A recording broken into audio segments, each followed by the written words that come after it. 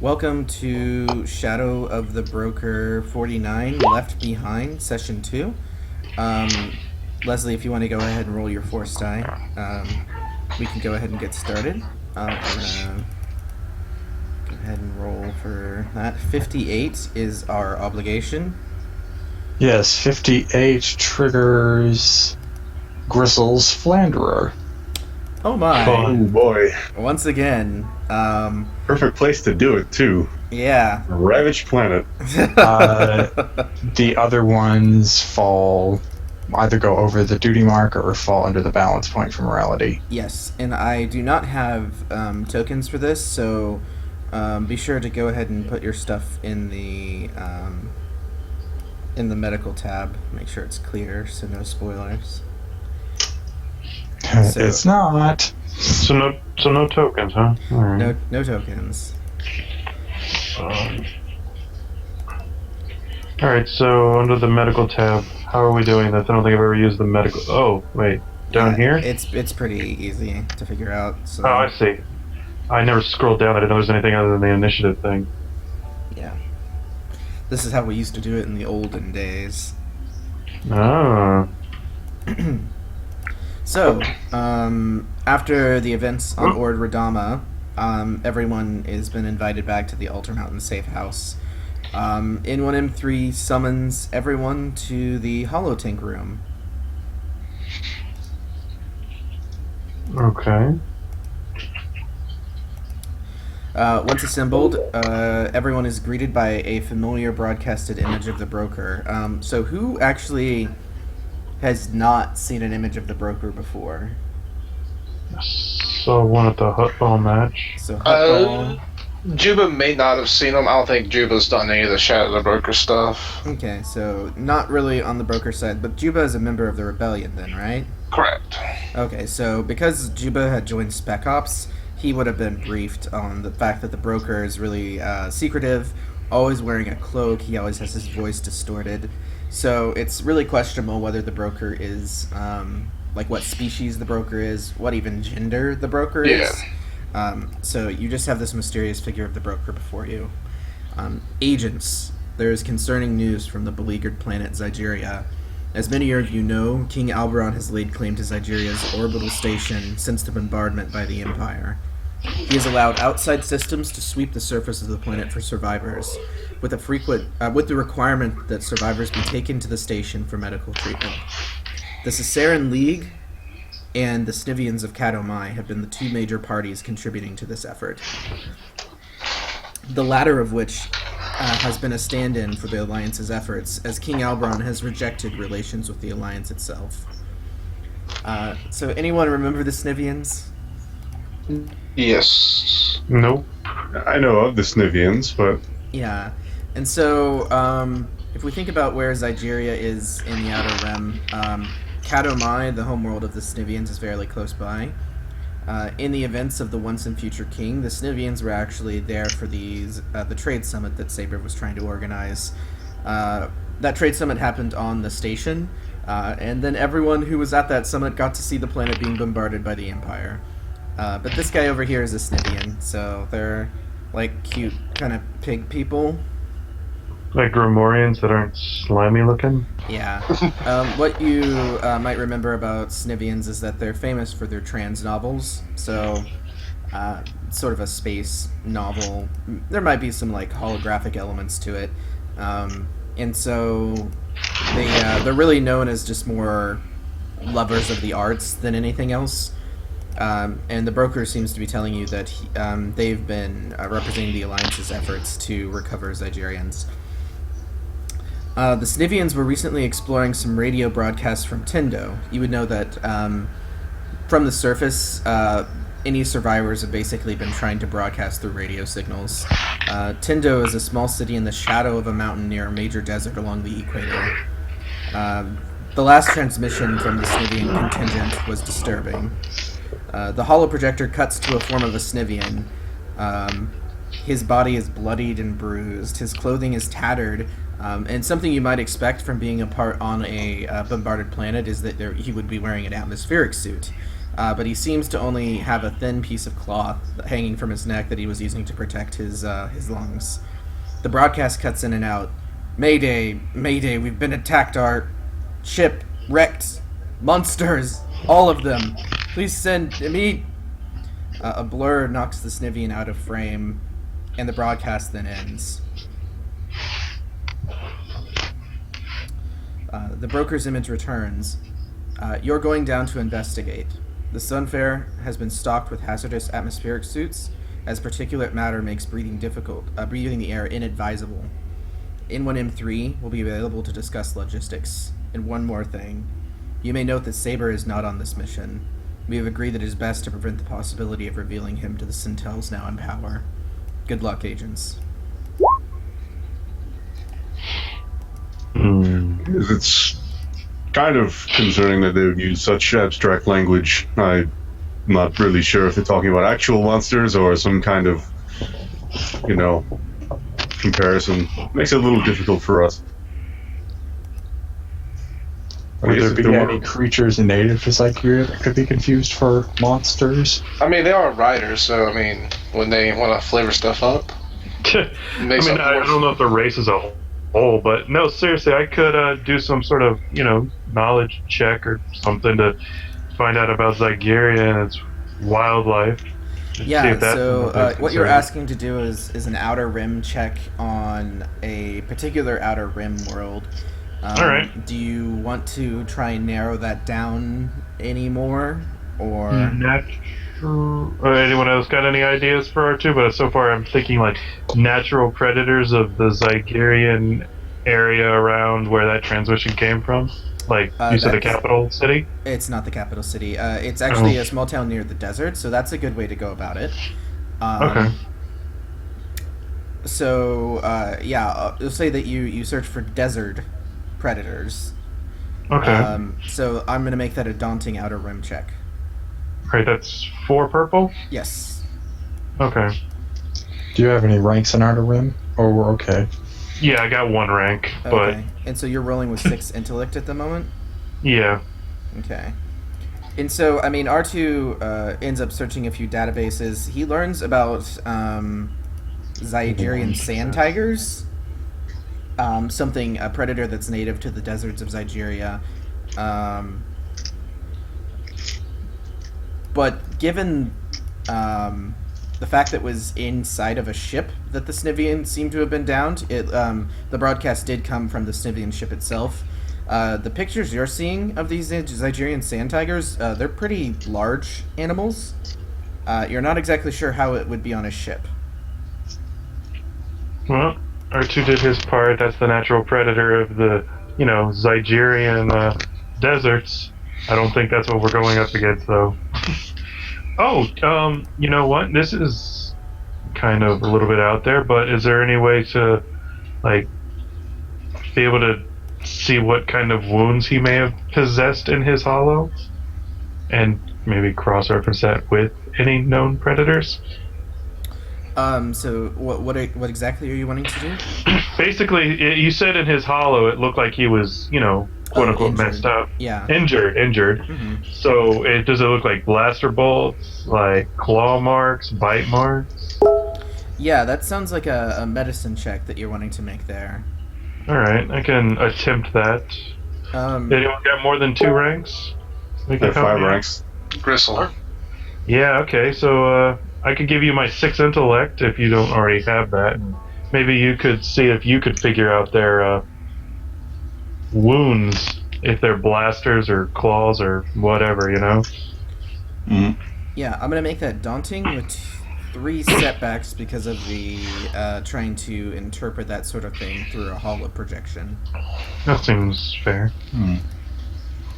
Can I apply Master Doctor to this? I mean, it is a medicine check, so I guess. Yeah. Okay. We'll see what happens here. So. Okay. Nailed it. So, Gristle, actually takes some time with the footage. He has R2 actually parse the footage frame by frame, clarifying some of the wounds. You see claw marks. You see just bruises that you would expect from some sort of bludgeoning weapon. But the most alarming thing you see is not injuries caused by some sort of weapon. You see what seem to be precision slices, like precision cuts that you would expect. Bristle being the doctor that he is, they look like incisions, very precise. Incisions. Maybe they were being a little abstract when they said monster. I think this may be a little less of a foreign threat than we might think.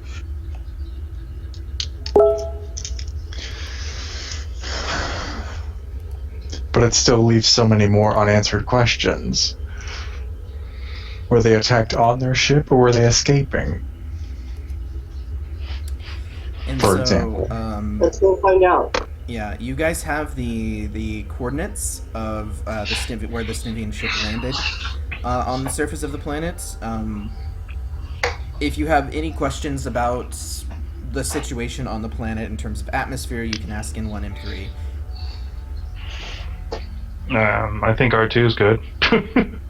Oh yeah, I mean, so these guys went to the surface. How are people handling the surface? Like, why are they? Well, obviously they go there to try to rescue people, but Yeah. what kind of? So go ahead and ask your question. Sorry. Say what kind of precautions are they taking? What kind of things do they already have set up as safety measures and things like that?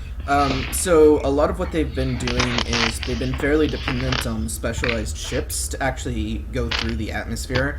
And so there's so much particulate matter that has been just from the impact of the turbo lasers on the surface of the planet. So much of it has just gone into the atmosphere that they, of course, have atmospheric suits to help with breathing to make sure that they don't get any particulate matter into their lungs. They usually have something to cover their eyes as well. In terms of precautions for droids, they have to worry about dust getting into the servos of the droids and making them immobile. The N1M3 pipes up that the advanced shielding on the Sunflare actually makes it comparable to the types of ships that the Snivians and the Ciceran League have had to use to get to survivors. In terms of the survivors that they've actually found, it's been fairly small groups that have had some way to hide from the initial devastation and then were just scavenging. There have been reports of bandit groups from some of the survivors, usually in the more populated areas, where there were just roving bands of people just taking from some of the other survivors. All right, yeah, I guess Gristle will prepare to treat things that the survivors are commonly afflicted with when they're rescued. So I'll be interested in doing that. There is there quite a bit of just Was the lung damage and my. so yeah. Is there any sort of precautions that droids are able to take to sort of protect them from some of this particulate matter that could get them to seize up? It's extremely difficult thing to predict because of what precautions you could take would make you immobile themselves. So it's you can't really prevent your gears from being exposed if you want them to act as movement.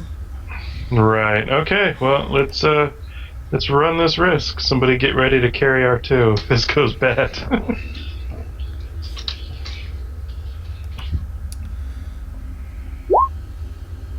Okay. We should also be prepared to perhaps dodge the requirement that we drop any survivors we find at Alberon's little depot.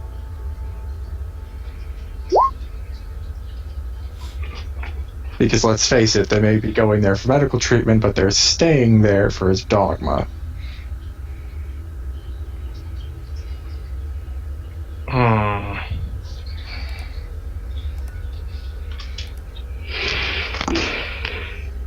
I agree with you, Akron, that leaving people to Alberon is distasteful at best.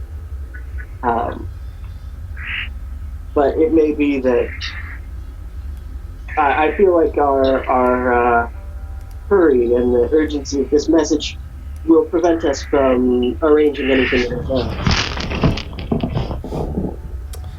Yeah, you would know just based on the information from the broker is that it was relayed to him within a few hours of being received by the rebellion. So you guys are receiving it as quickly as you could really expect, and it will take probably a day hyperspace journey to get over to Zygerria. So We'll see.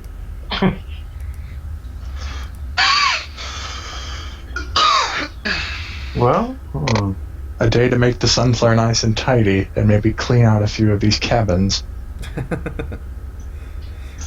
Okay. Are you any other questions for N1 and 3, or are you guys ready to go ahead and head over to the planet?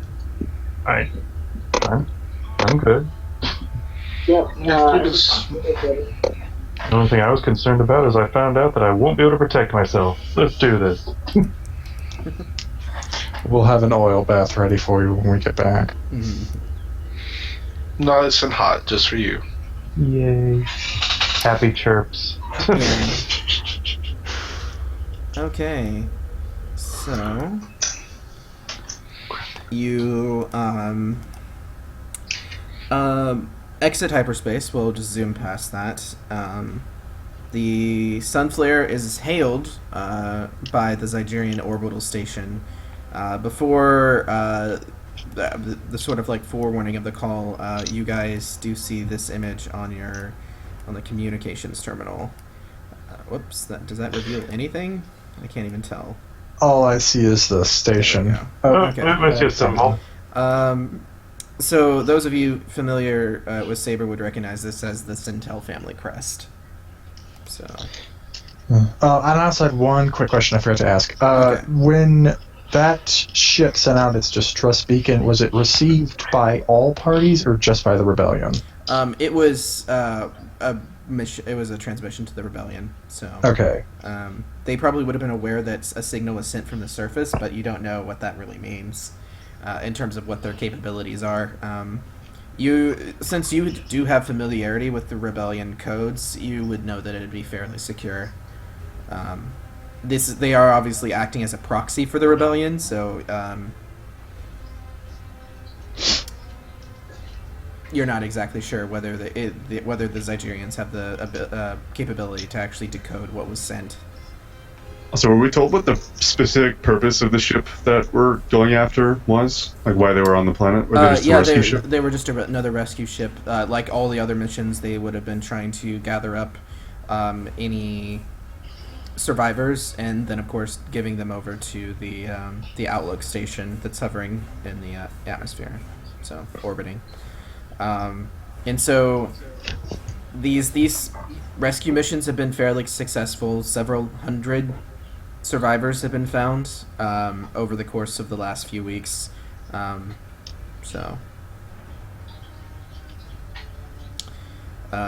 hasn't been any challenge to the decree that they be remitted to the station that you know of. And Alberon actually has taken... there actually is a verifiable medical treatment facility there. A lot of resources from the rebellion through the Snivians have been implemented there. You would know, however, that Alberon himself has not tried to comb the surface. It's really just been the Caesaran League and the Snivians that have been doing that. Because why do what you for yourself, what others can do for you?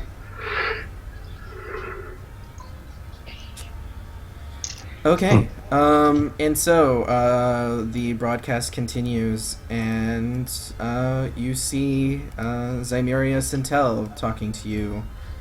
Greetings, agents of the broker. I must say I'm curious as to your presence. Oh shit, we should have used that day to come up with a good lie. Do we need a good lie? I think a good half-truth might be operative here. Maybe just say... We're here for helping rescuers, or we're here to help in the rescue effort. It's got stuck on the surface, and we just happen to be good friends with them and came by to help, because they called us. Okay, so deception for Zygerria will be 3C 1D. Can't lie to a Zygerrian, I guess. Oh, yes. I have 3 ranks, but you probably have more than that. I think I actually only have 3 as well. Do you happen to have any cunning over 4? No, I have 3. Okay, so looks like I'm going to be the best shot here. 1 second though, I might be able to assist with something to help y'all. Never mind. Alright, I'm going to flip. Whew. Okay. Yes, there was a Snivian landing party. I suppose they haven't arrived back yet. What's triumphantly? What would you want to get from that? Maybe some extra info? I don't think they would have that. Perhaps something I can bank for when we're leaving. Yeah, an excuse. I'm not sure if I'm just to have a banked triumph. I'm not sure. Well, It's just, maybe she believes me so much that if she just happens to see the Sunflare leaving the planet later, she won't pay it any mind. No. Since she already knows our purpose. No way. Sorry. She will pay us less mind. there will be all the minds. She is aware of who you are. There's not much of a way to get around that, unfortunately. So what she's going to tell you is that, according to our records, they landed near the small town of Tindo, yes? Yes. Do you have any information on this city? Only that it's on the outskirts of the desert. Well, if you're willing to come aboard, I'm sure you might be able to find someone here who has more information about the city. How pressed for time are we? I say this more to the group than to the transmitter. It's your choice. I mean, so it's been probably about 30 hours since the transmission from the Snivians. I feel like it's pretty urgent. Erdo says it seems pretty urgent to me. They were in bad shape and under attack by monsters. What would I'm willing to try and do some research on our way down, but stopping just doesn't. It seems wrong. Well, I see that there's a bit of an opportunity cost here. We can either go down there and risk getting lost or caught by surprise, or we take the time to find us something close to a guide who can probably help us dodge more of the natural dangers of the area and help us get to the ship faster. I do think a native guide would probably be useful. So you would have the coordinates of the last known coordinates of the ship, at least. And there's no truly telling what Zygerria's intentions are if we're on board, too. Maybe we could just ask if they can, just transmit a map of the city in case we have to range out from wherever the crash site was. I am afraid our databanks were destroyed by the CSA. You would need to find the person yourself on board.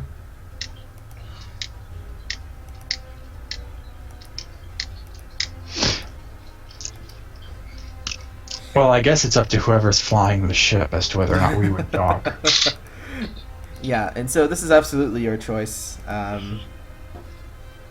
Who is flying the ship? Juba can fly if it needs to be. Nobody else is flyable. I think we're just exchanging one detriment for another. Either we exchange the chance that we might be caught by surprise with time. Yeah, I mean, maybe they could be dead or dying the longer we wait. Yeah, but we also might end up wasting time on the surface looking for them that we would have been able to. That's very true If we too. had a guide. I say let's get a guide. Juba just soldier. Juba not know how to lead.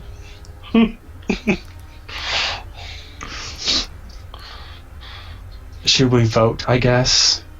Macron's unsure enough that he's willing to let the group as a whole decide this. I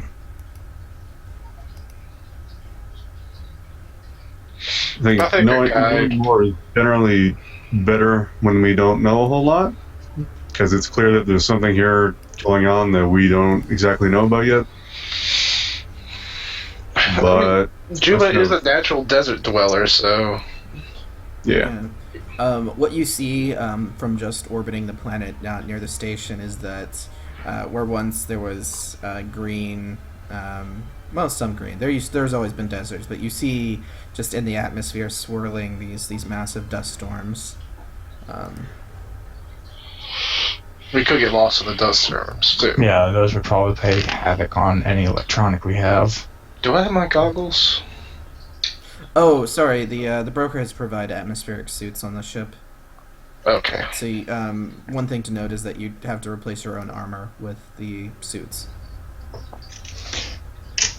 Yeah, I mean, Chris just can use a breath mask and some regular protective goggles. Yeah, I have my laminate armor, so.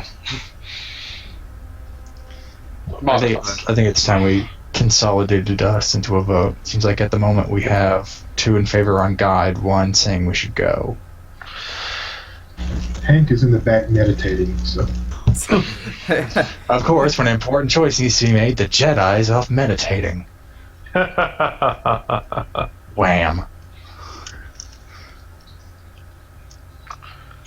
Yeah, I'm in favor of just going. Yeah, I would say want to be there as soon as possible. Juba's ready just to get down to the planet and start actually doing stuff. Alright, majority's in favor of going. Let's just go. Yep, I'll make do with, sensors and whatnot. Okay. Maybe I can hack into, like, Zygerrian, satellites or something, something crazy. Monitor that. You would know that trying to access things from the surface, you'd have way too much resistance just from the I know, I was interference, basically being sarcastic. Yeah, Zymeria bids you adieu. She aware of the Snivians' presence on the planet, and what they were going to do, just adds, we of course appreciate our partners in the recovery of survivors. Remember that all Zygerians recovered will be taken to the station for medical treatment. We already have scanned your ship and know the number of organics on board. Don't test our system. Why does that just sound like a really bad threat? Like Zygerians aren't allowed to leave. I'm pretty sure that was the intent.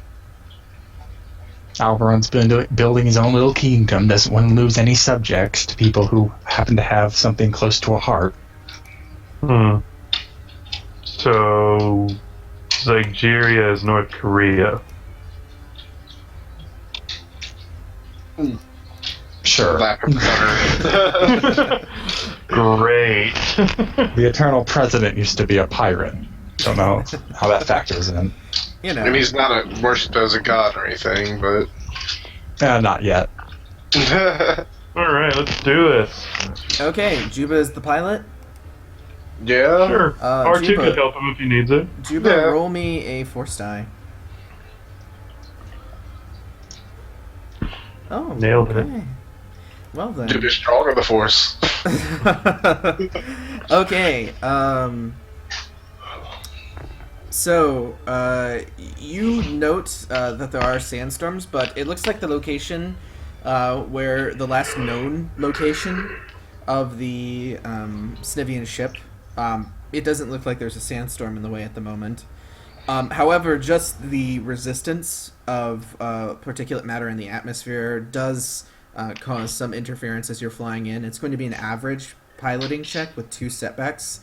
As you're entering the atmosphere, the dust is sort of colliding with the shields of the ship, and you're just sort of getting this like static noise. I could co-pilot for him. There's not any upgrades on it, so the co-pilot wouldn't do anything. Oh, okay. Remember that co-piloting only. Right. Okay. Yeah. It's almost as if sandpaper as you're sliding down the towards the surface.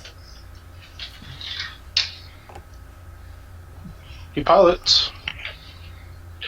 We seem to be getting by with 1 success on everything today. Okay. So you, how do you want that advantage to be in play? That I was kind of able to get it. There's a little rock formation I was able to get us next to kind of protect it from the elements as much. Yeah. Okay.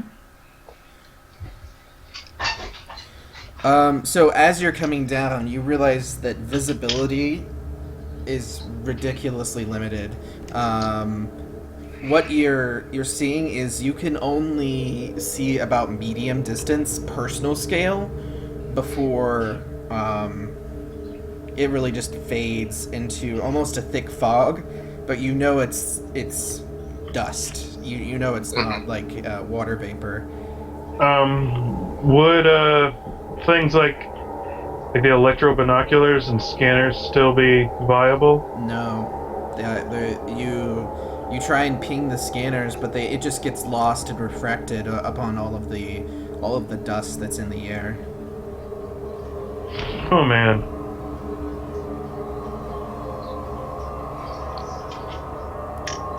There's an eerie silence, almost like the silence of a snowfall. Like the sound is just dampened from being from bouncing off all of the matter that's in the air. Well, everyone, gear up. Get ready to go. Let's try to find a path to the ship real quick. Gristle's gonna put on his medical backpack instead of his physician's kit this time. Because there might be people who are really, really injured who might need to be saved. Do you have R2 has an emergency med pack if that... He can give someone else his physician kit if they just want to have the spare one still there. Yeah, I got rid of my physician's kit in favor of some of my other upgrades. Well, do you have any storage space left? You can just shove it in one of those. No, I try to keep R2 pretty encumbranceed out. He's always got an answer. I think Macron might have some room. Oh, wait. Nope, he doesn't. Never mind. Juba's looted up. What's the encumbrance for it? I think it's 2. No, Juba can't carry it. The world is way down. It's fine. I mean, it's just there if anyone wants it, but... I mean, I could drop the toolkit and pick it up, but I'm afraid that I might need it on our droid friend. Yeah, I don't think my toolkit's going to help you. It's integrated. What do we need carried? Nothing needs to be carried. Chris was just offering his physician's kit if anyone wanted to carry that, because he's using the medical backpack. Curtis already got one. Okay. I guess we'll just leave it at the ship then. Yep, that sounds fine. It doesn't sound like it'll be overly detrimental to us. Okay, so based on the landing path, you were able to get fairly close to the sniffing ship based on its last known coordinates, but it's out of visual range just because of the wall of dust that just it's not being caused by a storm at the moment. It's just hovering in the air, more or less. Well, that's ominous. Hopefully the Snivians have written a nice horror story about it while they waited. So, how would you guys like to proceed? Well, I guess we should probably check out the actual location of where the ship was and see if we can get any clues from there, right? That seemed like a viable option. Well, it seems like we have to go on foot through that. Yeah. Were you expecting anything else? Erdo's gonna try and seek Erdo's gonna try and seek the Snivian from the message. Oh, okay. Let me look up something about sneak right quick. Seek. Is there any way Hank can give him a boost by helping meditate or whatever it is? Maybe a boost Let me look this up right quick because I need to know this before I can say yes or no. Or Yeah, it's more like vague hints and maybe clues about a destination. yeah, Like there's instead a of- little more here though that I need to. Okay.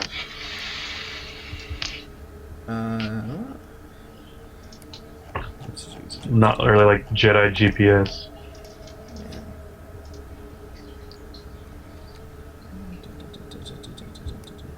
Though Jedi GPS does sound cool. Yeah, and if you commit force, I believe you can lumberjack somebody with enough upgrade. Oh, somebody has speakers along with the music.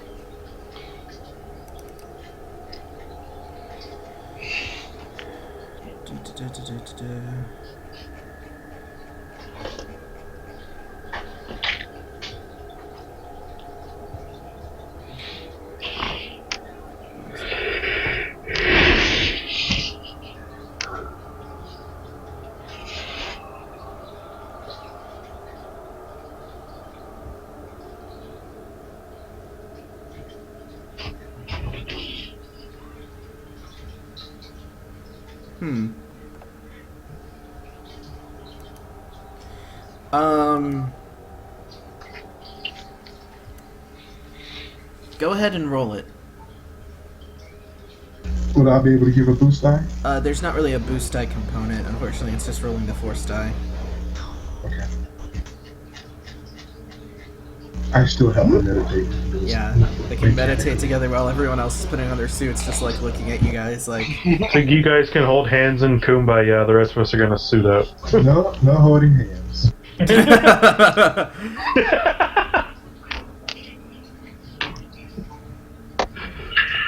Yeah, so Erdo's definitely suiting up. yeah. So yeah, Erdo can roll the seek if he wants. Yeah, you gotta roll. There we go. Will Erdo use the dark side? No, Erdo's okay. So Hank would kind of look at you like, is there an issue? Are you having The dark side clouds everything. It problems? just makes it more ominous. So Erdo just shoots his head. I don't think.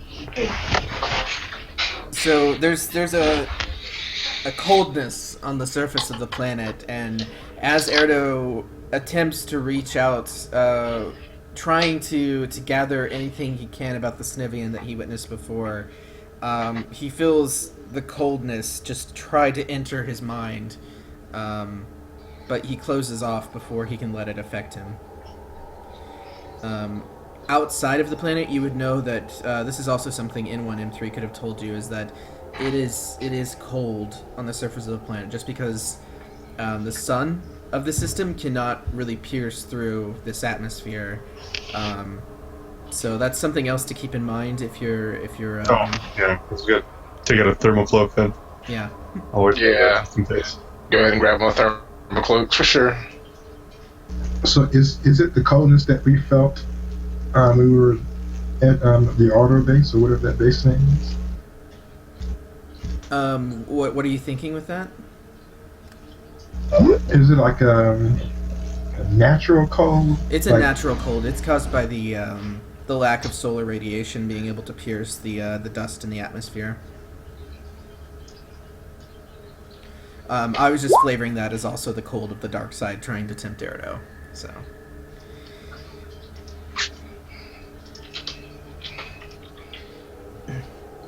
Okay. So is anyone going to be staying with the ship? Mm. Well, how far do we land Probably from the crash site? You would think you're only, well, based on what Juba was able to calculate, it should only be a few hundred meters. Does anyone want to stay back? Well, we don't know the damage this might do to R2. Maybe he should stay on the ship. Yeah, maybe, but if I don't know, I guess I could, but I guess it's not likely anything out there that needs to be fixed or sliced. You don't leave me. You're coming back, right?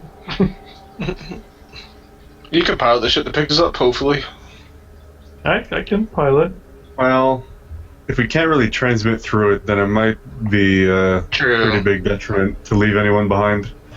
I don't know. It's likely that I could boost the signal through just about anything. Well, let's take it, even if we take it for granted that we can't transmit, period, we can still add on another feature. Not a feature, what am I saying? I'm just saying, what if we just gave him like a time limit? Like, if X amount of time passes, then try and help us. And then we can just narrowly just say, this is when it happens. I don't know. Because then that would mean R2 would have to go out into this stuff by himself, and he might not make it, or even be able to find I'm us. taking a sun flare. Yeah. Try and get closer. I'll pick you guys up in the sun flare. I mean, it could just be easier to not split the party, but...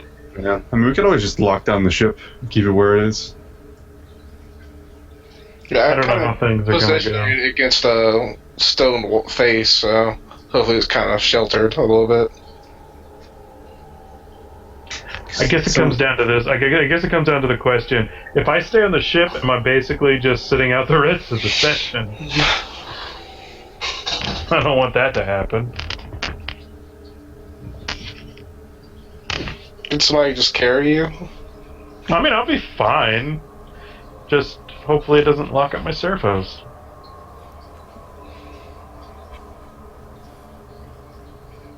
We'll grab a brush just in case. Yeah, get a little toothbrush. Just Yeah. get some of the grit out of there. Yeah, you're just getting a new paint job, that's all.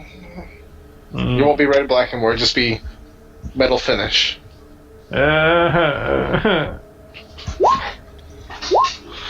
Alright, let's do this. R2 will go. Enough of the bait. Okay.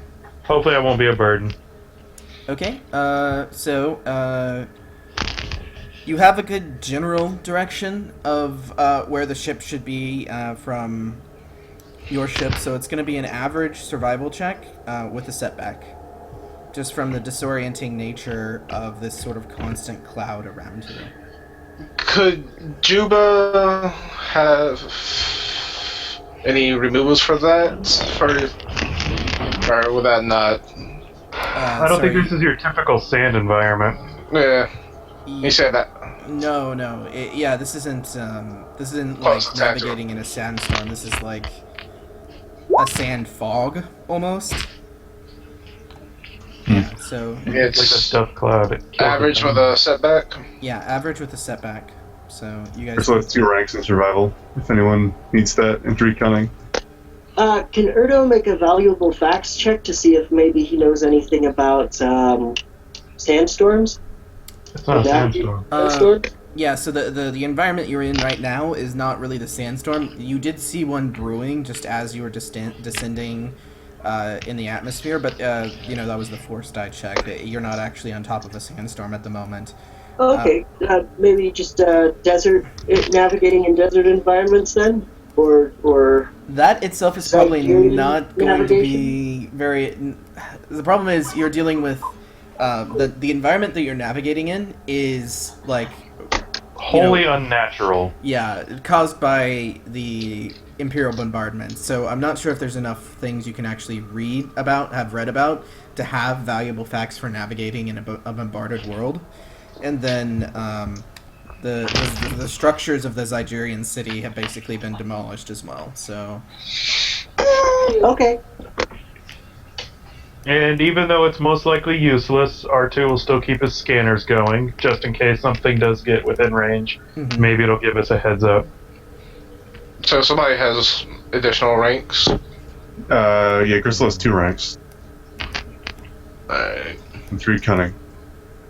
Yeah, I got 3 kind of no ranks. yeah, so it sounds like Gristle probably has the best pool to do it. Unless someone has more than 3 cunning. No, I don't think so. Rudo would offer unskilled assistance. Alright, we'll do that. And I guess we'll do this too. So what'd you say it was, the difficulty? Average with a setback. Average setback, okay.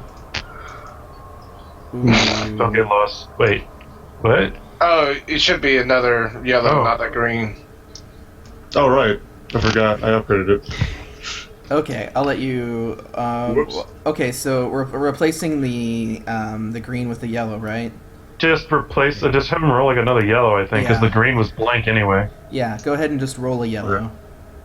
I'll do that. Not just an advantage. Advantage. So Gristle begins to lead the party, but he soon gets disoriented just in the environment itself. What are you going to do? Perception check? Follow toward the coordinates. I mean, just let our map guide us. Okay.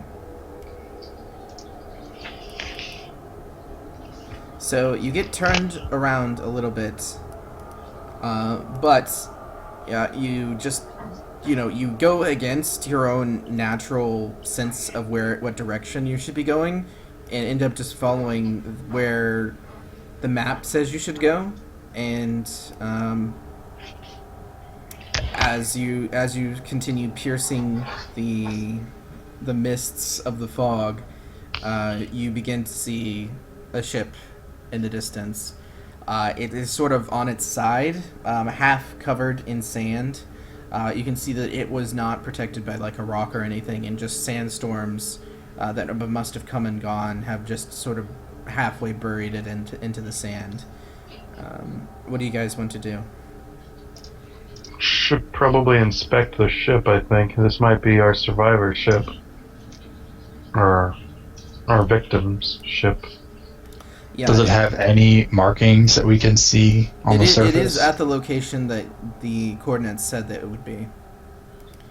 And can I get everyone who's rolling along to give a 1d100? And R2, can you give me a average resilience check as well? Alright, so give you a D100 and an average resilience check? Yes. Oh god, that's probably not good. But no. 98. Alright, let me see if I can find it here real quick. It's not something I'm trained in, so it's somewhere towards the bottom. I am so screwed. Yeah, I know what it is, because, yeah. I feel like I want to upgrade it just to give me 1 yellow. Give Gonna me upgrade. all the dark side. Yes. Oh no! Okay, go ahead and take a strain on the medical tab. Okay. Your servos are starting to jam up a bit. You're gonna have a setback for all checks at the moment. Oh no. Okay. Let's see. So this just ups it, right? Like this is giving me a strain. Yeah, and so as you're sort of squeaking along, there's a little bit of a grinding sound as you're continuing to move through the sand and through the dust. You make your way as everyone's sort of circling the ship. You make your way to the let's see. You sort of the front of the ship, the viewport, scrawled in red, says just on the outside is the words "Rule 1." Rule 1? Rule 1. And there's nothing else around it. There's nothing else around it, but as you sort of zoom in on it, you realize that it's scrawled in blood. Because of course it is. Maybe the work of those bandits that were mentioned.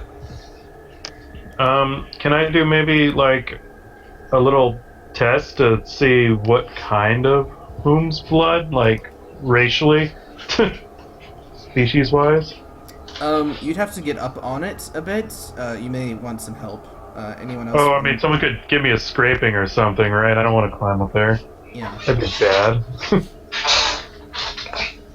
And And then the rest of everyone else who is circling the ship, you see that the main entrance, where a door would have been at some point, there seems to be no door. It seems to have been wrenched off. Yeah. Could also try and go inside and see if there's any leftover transmissions or data that might be able to help us. Can Hank do sense to see if anyone's in there? Yeah, go ahead and roll sense if you want to. Yeah, R2's learned not to go through the door first anymore. Will you roll the dark side? Sensing that there's not enough dark side, light side presence here. No, Hank will not. Okay, so your force users are not willing to go into the dark side to help you. Thanks, guys. Jeez. We are silently judging you. It's only morality. Gosh. Erdo can roll sense if can try and sense if there's anything back there, or I mean, he'd probably just open the door if he can find a door. It's like a door that's yeah. gone now, so it's just an open entryway. Yeah, so Erdo's willing to go first. I'll flash a light in there with my little eye beam. So what you see is that from this opening, like, sand has been able to get all inside. So it's the ship has sort of been like tilted on its side just from the weight of sand on one side of it. But it's still not a very difficult thing to get inside. You have to sort of contort yourself to stand up straight while you're inside. But what you see as you enter, a lot of things have just been ripped out of it. Electrical components, just anything that seems to have been something worthwhile. A lot of the terminals are just sort of in pieces. Is there nothing to salvage whatsoever data-wise? Data-wise, probably not. It looks like they took a lot of those components, and you would realize just from being inside the ship that it's not going to be flying anytime soon. Whenever you make your way towards where the comms terminal would have been, Erdo, you see blood. You recognize this as the area that the Snivian would have made the transmission from.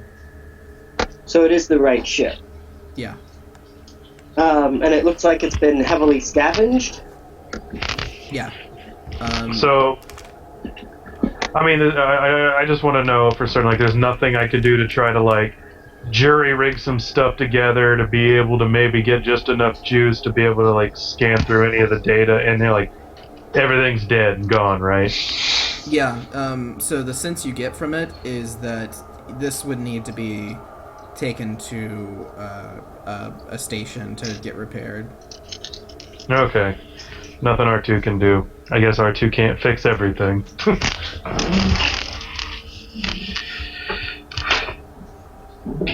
Alright. So is there anything Erdo can tell from the comm station area? I guess he'd probably call others in, maybe Gristle, if he wanted to find some sort of medical assessment. Yeah, see if there's like a trail, if the blood is leading anywhere, if there might be a sign of... Well, his body's not here, so obviously he went somewhere else, so maybe we can find where that is. Yeah, and since you realize where it originated from, you start to actually pick up on a trail you probably didn't notice as you were, and you see that it does lead out. And from the... can I get an average perception check? A hard perception check from whoever is sort of investigating inside. Can we, all of us do it, even though I'm not... Wait, do we even need to? Someone else basically... Yeah, okay, never mind. Yeah, and so go ahead and take a strain just from that threat. And so you end up, straining yourself a bit as you're looking around. But as you see the components that are ripped out, there are noticeable claw marks where it's less that they were very precise, and it's more that they just dug in and ripped out things. Zygerians don't have claws capable of doing that, right? No, Zygerians don't have claws. Whatever we're dealing with is monstrously strong. Very vicious and brutal, but also intelligent. Is there Yes, any vicious role- enough to need to use bare hands for anything, but scavenged parts for something. Is there any rule we could make to identify a species that would have claws and strength like this?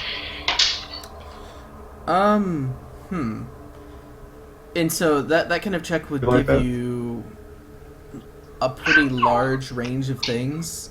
Yeah. So yeah, you could go ahead. If you want to, I'll make that a daunting xenology with a red added. if you want, you can use R2's intellect. He might also. No, he doesn't have any ranks in xenology, so. And Gristle has 2 ranks. So if you guys want to combine for the roll, that'll be more favorable. Erdo only has 1 rank in xenology. Or no, Erdo doesn't have any ranks in xenology. I'm sorry. So 2 ranks and 6 intellect. Yeah. Yep. I'll let. Well, I guess I can do it. Okay. 1, 2, 3, 4. And you said the difficulty was 1 red and how many? Purple. 3 purple. Okay. Yellow. Okay. Okay, I will take those threats. So you begin to list off species. You analyze the size of the claws, and you're like, well, it was a large creature that had claws. Wookiees seem to have claws like that. They don't really use them. You sort of scan through your database. Maybe Trandoshans are large and muscular. They've got claws and are strong. You sort of circle through and you get several options. Wookiee seems interesting. I mean, this is Zygerria. Could be... Escaped mad Wookiee slaves. Slaves, maybe. Ex-slaves or something that ended up staying on the surface, or perhaps were trapped here. Right, that is Then again, quite likely. That for almost any of those species, except maybe Trandoshans. Well, someone did mention raiders of some sort. I'd imagine that it's quite likely that any slaves that might have been on the planet are quite angry and interested in exacting any kind of revenge they can have, or maybe trying to escape, and salvaging parts is the way to do that. But why salvage parts from a ship that otherwise looks like it was probably functional before they did so? I don't think it was functional beforehand. Maybe they're not looking for, to make a ship. Maybe they're just looking for electronic parts for some other reason. Would there be any speculation that I could have as to what they're trying to do with the parts? No, not really. It really seems haphazard what they did take. It definitely doesn't look like precision work. It's really just wrenching out various pieces of the ship.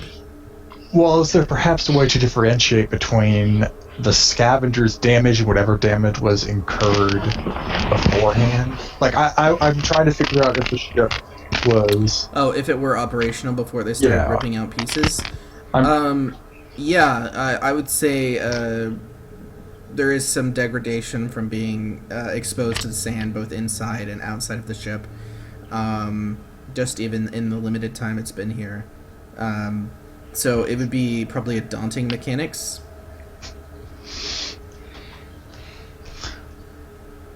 Macron may be able to satisfy his own curiosity, but would R2 be interested in helping? Yeah, R2's always up for helping. Oh, do you have any ranks in mechanics? Juba has 2. But maybe it's more. Yeah, I have 4 ranks in mechanics and some boosts in there somewhere probably. Alright, well I'm gonna need to take your ranks and... Remember that R2 needs to be rolling a setback for everything. Oh, right, okay. So I have 4 ranks in mechanics and 6 intellect, and I think a boost die from a toolkit if it applies. No. Okay. Okay, and I'll put a red on that. Alright.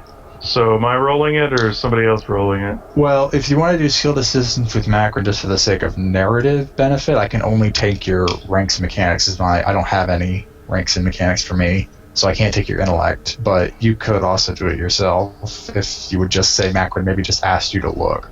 Hey, it's up to you guys. R2's always ready to help. Remember, I have a setback, but I think that won't hold me back too far, so I can roll it if you want. Yeah, remember that if it's mechanics, you probably have gearhead. I do have gearhead. Let's see.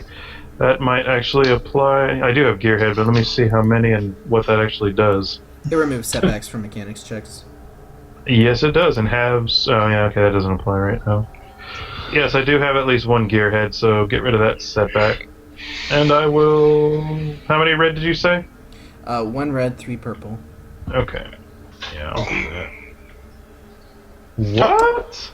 Wait, what's this for again? Just to identify damage. Yeah, you're looking at the damage on the ship and trying to see whether it was caused by the environment and the raiders, or whether the ship was damaged already. I don't think it's worth a reroll, but I'll take party consensus on this one. Nah, don't worry about it. It's mainly just to eliminate the option of they were doing this so they could fix a ship to get off planet, because then it would lead to the question of why not just take this ship. Degradation of natural surroundings too great to draw a conclusion. So, is there any way that any of our characters would know if there's a cultural significance to rule number 1? Like if Zygerians had a typical set of rules that they expected their slaves to behave by?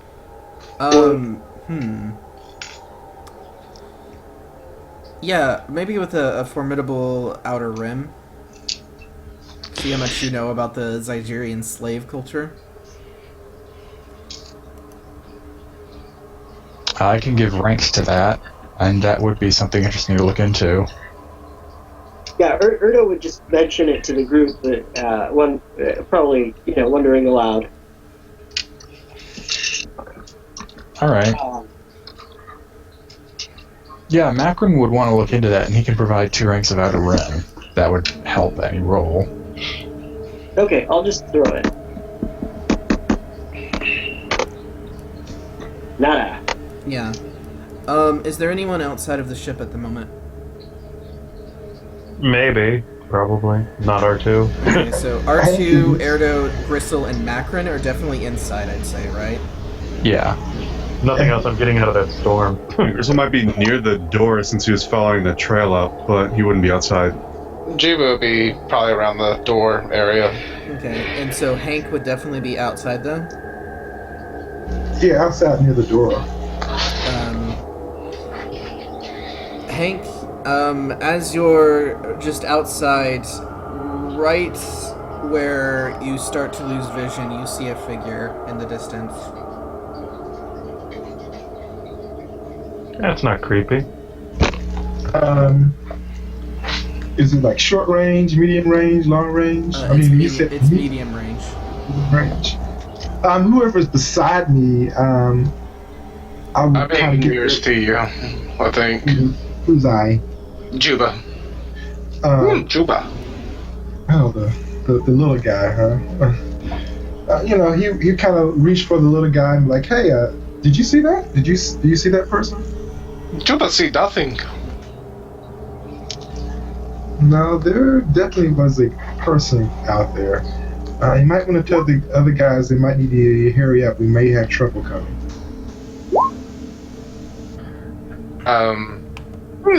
Juba, make sure you keep eye open. Juba, alert the others. So yeah, Jube's gonna kind of yell at the others that we have a visitor somewhere outside. But Juba got it. And I can definitely tell that it was somebody, correct? There was some sort of figure, yes. Well, I guess. Juba expects company. I guess upon hearing that, R2 would probably drop what he's doing and turn his scanners back on and go back to that. As it faded back into the distance, at medium range, you've got nothing living. Alright, well, I'll just keep my sensors open this time in case someone does sneak up on us. Or tries to. Okay. So, what do you guys want to try and do? I think there was supposed to be a trail or something, right? Yep. Yeah. And so you can identify the blood coming out of the ship, but it does become more difficult if you want to follow it from there. So is that what you guys want to try and do? Seems like our only option at this point. If we want to actually find out what happened to these people. Yep. And so that's going to be survival. That's going to be hard with an upgrade and 2 setbacks just from the, the sand shifting over time, over just the last, just the few hours that it's been here. Right. I can give 4 cunning to that survival check. Okay, I'll gladly take that, and I guess we'll flip as well. So 3 yellow now. And okay, Okay. got it at least. Okay, I will continue eating that's those threats. So yeah, Macron and Gristle begin to find a trail that leads. So the ships were really outside of the city proper. You start to find a trail inside. You see. Rather than just blood on the sand, which would have flown away, you start to see it on, just casually being scraped against pieces of buildings that are still remaining. So you're beginning to see the actual remnants of the city itself as you're going forward. And I assume everyone's going with them, right? Yeah, don't leave me. Oh yeah, and Gristle expressed that we need to watch every direction. If we did see someone, we need to make sure that we can at least see where they're coming from if they decide to come back again.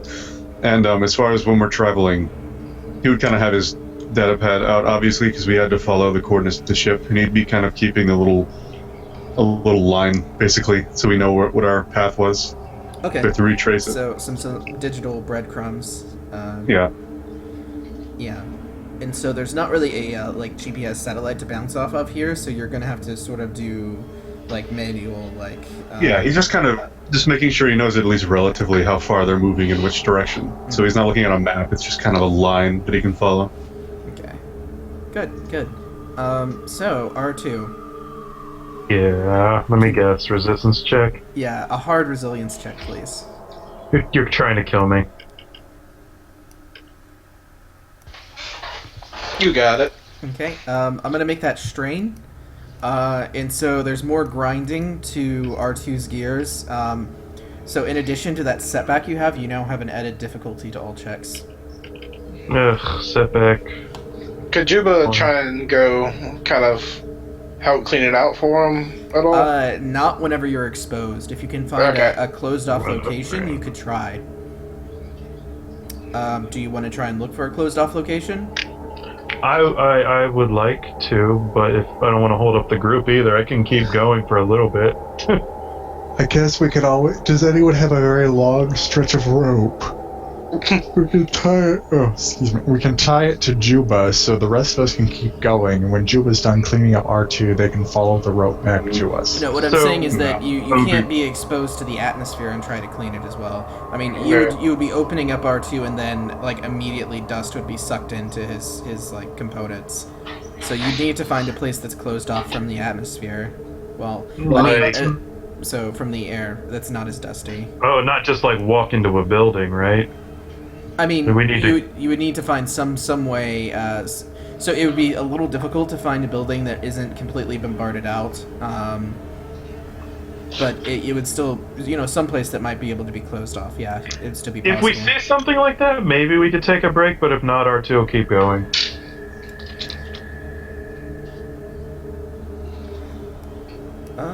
Yes. Gristle, can you give me a force die roll? Sure. Okay. So you can sort of hear it in the distance. The sandstorm that you saw coming in. It's still a fair ways away. You don't think it's not going to be on top of you anytime soon.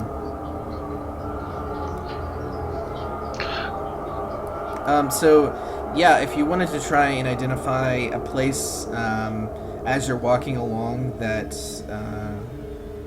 would be suitable to try and clean out R2. It's going to be a hard perception check with a setback.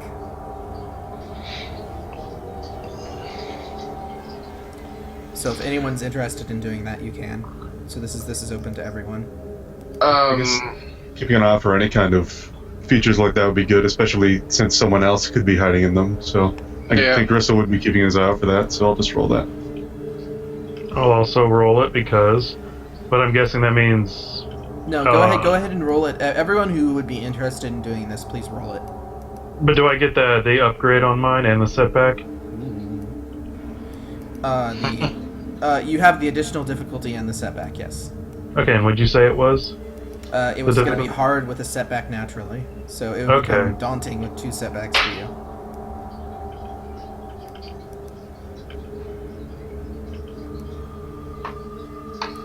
Hold that threat. Been rolling. R2 sees nothing. Yeah, go ahead, Cam. Sorry, this was survival, right? Yeah, this was perception, actually. Oh, okay, perception.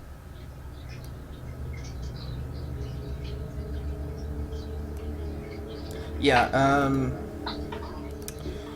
so, Gristle, spots a remnants of, actually, a hospital. And so, as you sort of are maneuvering by it, he spots something a little odd.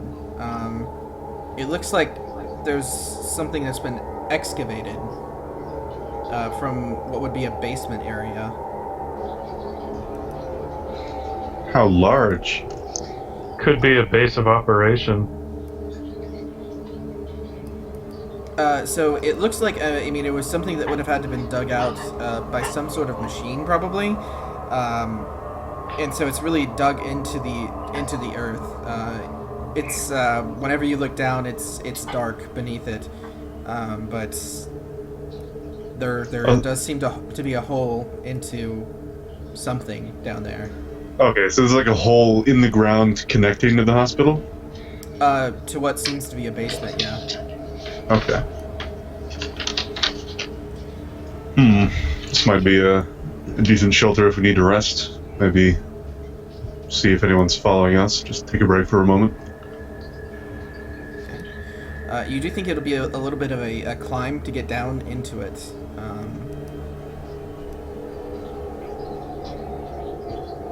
Would you guys be interested in going down there?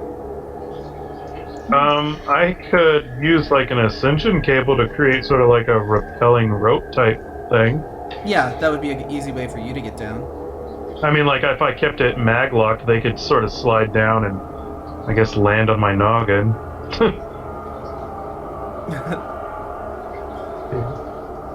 It's a little degrading, but hey, it's the life of a droid. How far down is it from where we are? About short distance.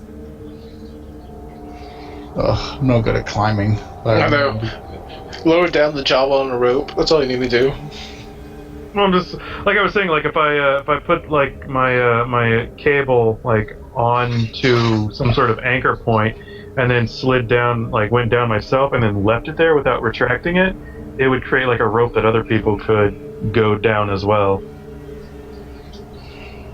I did something similar in like part 3 of Onslaught to Arda, where I shot the rope up and people shimmied up it to get to the next level.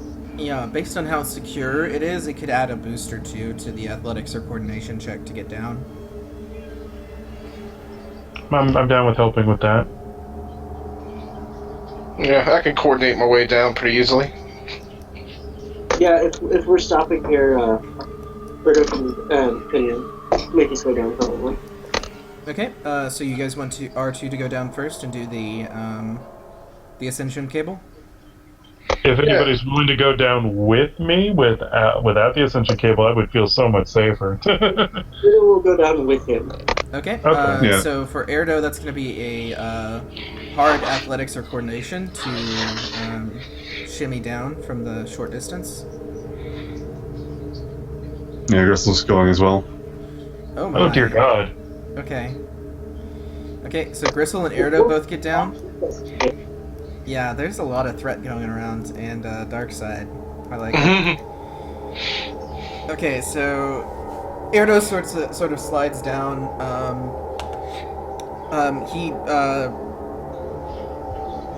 You start to lose footing a bit, and as you come to rest on the ground, you slam into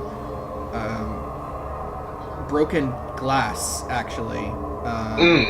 And so, can I get just a hard coordination, an average coordination check to not take damage from the glass that's on the floor? Sure. Okay, so Erdo is easily able to prevent all of his weight from hitting the glass on the ground. So the glass that's there, it just really looks... it doesn't look like it was put there as some sort of trap or anything. It's just remnants of whatever was going on in this area. Okay, so with the ascension cable up, whoever else wants to come down into this area has actually, can I, what would you have secured it to? There's like rubble around, either a big rock or a side of a building or whatever I could. Yeah. Let's or make at the that very least at like the top of the thing. Okay. There's that option that we're climbing down. I'll give it a single boost for whoever wants to go down for their athletics or coordination. Alright, so it's still 3. Yeah.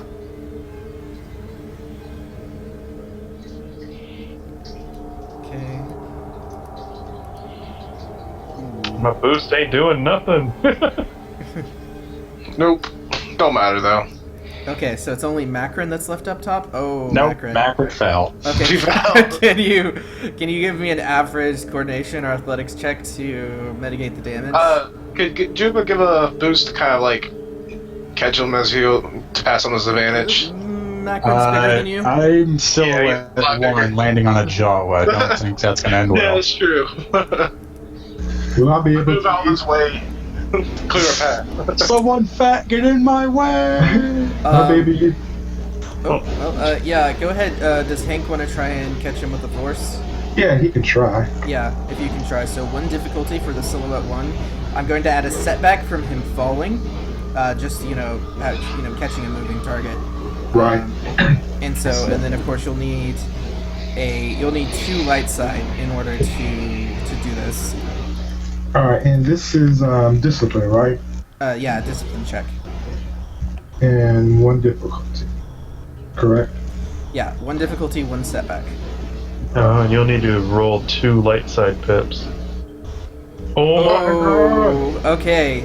So Macron, as you lose your footing and start to fall, you can you're trying to ball up to mitigate what's not going to be a fun thing, and then you're caught midair, and you see Hank's hand outstretched.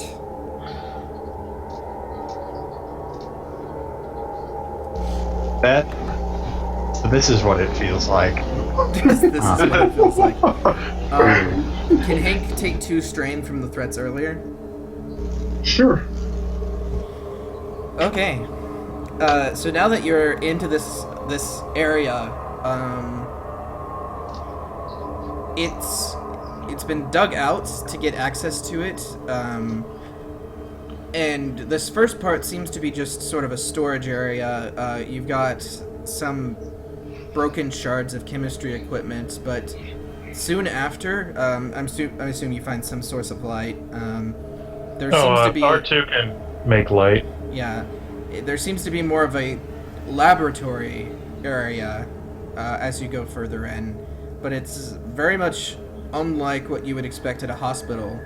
It almost appears to be dug out separately from the hospital itself, but the electrical to this area was spliced into the main line for the hospital.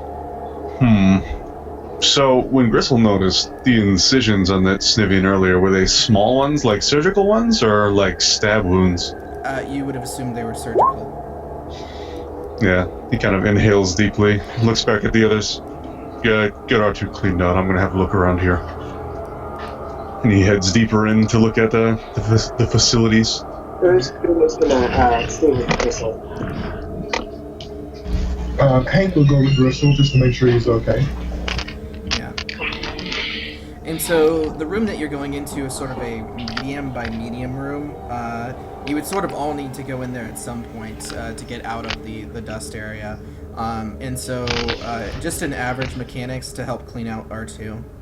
Alright. Is there any way I'll be able to help with that, or does he have to do it like himself? Because it's I on think you me. could kind of tell me where to go and Yeah, what's you bothering you. could lend your ranks, but not your intellect, is what I'll say.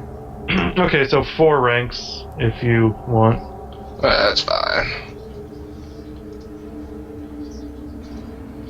Okay, so the Jawa takes some time. He's got a delicate little brush.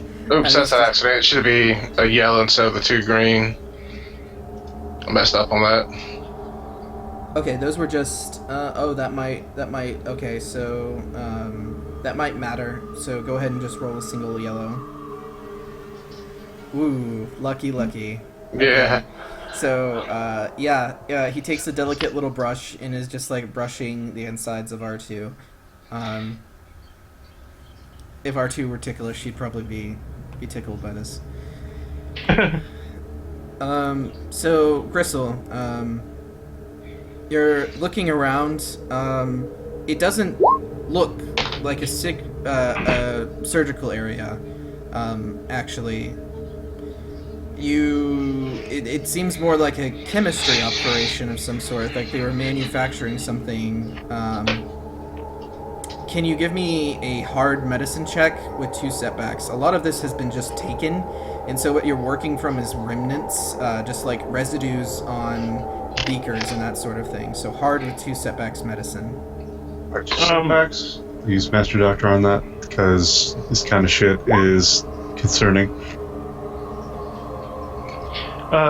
So just so I know, does that like reset everything bad that happened? It does reset, and so once you go back outside, we'll start re-rolling those resilience checks. Okay, and does that get rid of any of the strain that I've taken up to this point? This is not a proper mechanics check, so no, but you guys can roll for strain recovery while you're down here.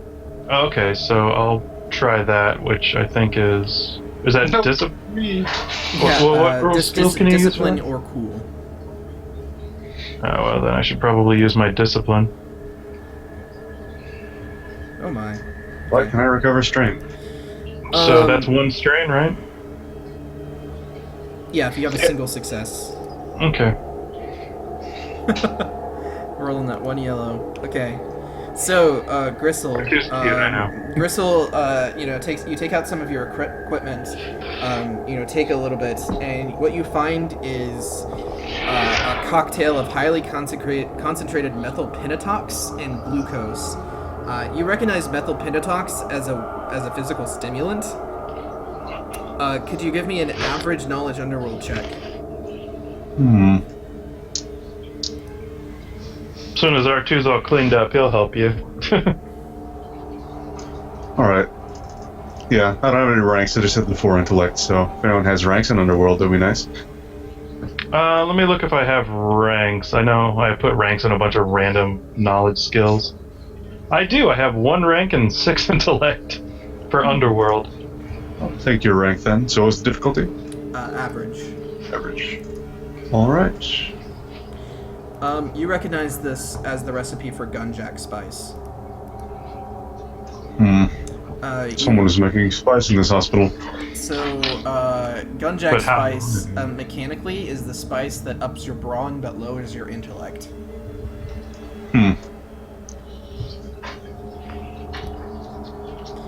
So, everyone rests here for a bit. You're able to clean up R2, and we will take a 5-minute break here. Oh, good. That is great. That's really what I'm wanting right now.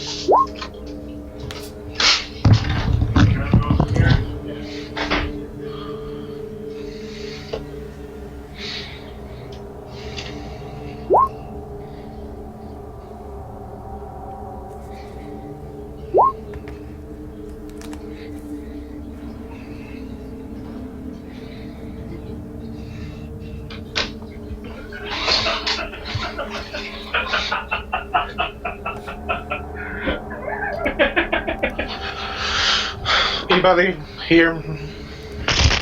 GMOS? All right, Yes. peeps, I am back. I'm here. Okay, so for brace, does that work with auto fire or does it just work for the first shot? What do you mean? Like when you shoot from short range, you get a bonus damage. You're talking about point blank, right? Perform brace maneuver. Oh, yeah, never mind. My bad. Yeah, that was the other one. I'm silly. Brace Point would blank. be good for this. But yeah, with the point blank though, is that for each attack in like a auto fire situation? Any attacks in short range, yeah. There's a lot of environmental factors here too with which to mitigate, so I think brace would be good. Oh no, brace is great. I have brace. I mean, that was part of my weapon hardness mod. Whenever I did all that attachment stuff. Yeah, I need to get into outlaw tech. I never really intended for R2 to do that, but it's just too good not to get. Even if just to, modify my own gear. Yeah, you might want to wait for the technician book. There's gonna be a lot more stuff. Yeah, probably. Construction-wise. Yeah, so if everyone's back, we can go ahead and continue on. So Yeah. So things actually. Is there any way of knowing like when this stuff was brewed? Was it brewed after the bombardment, or is this something that was going on beforehand? yeah, let's see.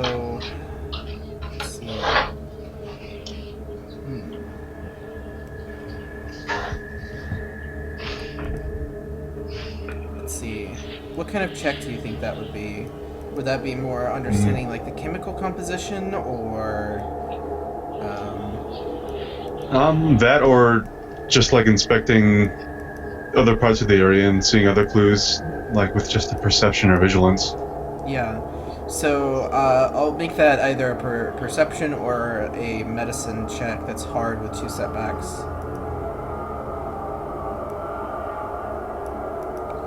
Just from the dust that has been able to get in. So it's fairly protected from the outside just because it is underneath the building. And it looks like the top of the building is pretty collapsed. This was not affected down here. I made the roll. Oh, okay, sorry. So that's medicine, right? Yeah. You spend a little more time. You've got the chemical composition, but then you start looking at how degraded it is. This seems to be pre-bombardment. Are there any signs of anything or of anyone what being you in can here tell, since? Yeah, the excavation. The excavation tells you that someone knew this was down here and dug up and took everything. So from the area that you came in that was more of a storage area, you see that like whatever stock they had here to actually make it, as well as anything that they had produced, was taken through that hole that was dug.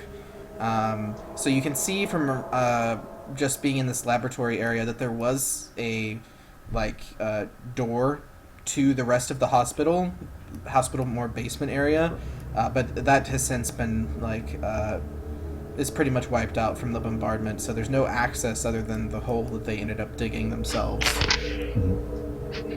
So this area down here, is there any kind of table where someone might have done some kind of surgery or anything? It doesn't look like there's any sort of surgical area over in this location. It's all based around the manufacturing of gunjack spice. I see. So the incisions are still a mystery.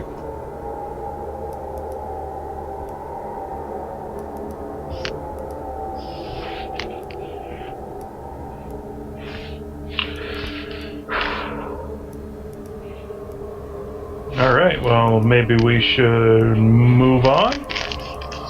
Maybe see if there's anything else in other areas? Well, was there anything that could hint at when this happened? They said pre-bombardment. When what happened? What are you thinking? What are you saying specifically? Well, when they got in here and looted, like this, I'm assuming the setup was probably here pre-bombardment, but when was it looted? After, definitely. You can just tell that from the dust that's fallen upon most everything else. It was dug up after the bombardment. So, could this be a local, or maybe another element that knew this was here and maybe got stuck here? Speculations are not going to help us much. We probably should just, I think, continue on. Standing around wondering probably won't get us answers any faster than just going and finding out. Same time. Okay, who is going to be the first person out? Are we leaving now? We're not staying in this area? There's nothing really else to see. Oh, we already explored it all. I thought maybe there'd be another room. Well, now R2's not so eager to just move on.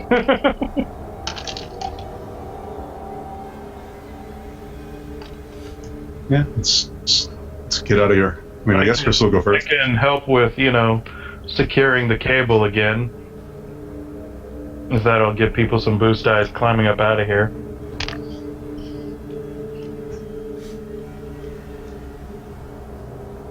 Yeah, go ahead and since you're actually going to be shooting it up this time, go ahead and do the range check. Alright, that is perfectly acceptable and even expected. It is an average range light, so let's see what I got for that. I think it's a yellow and a green. 2 green? Let's see. Yep, a yellow and 2 green.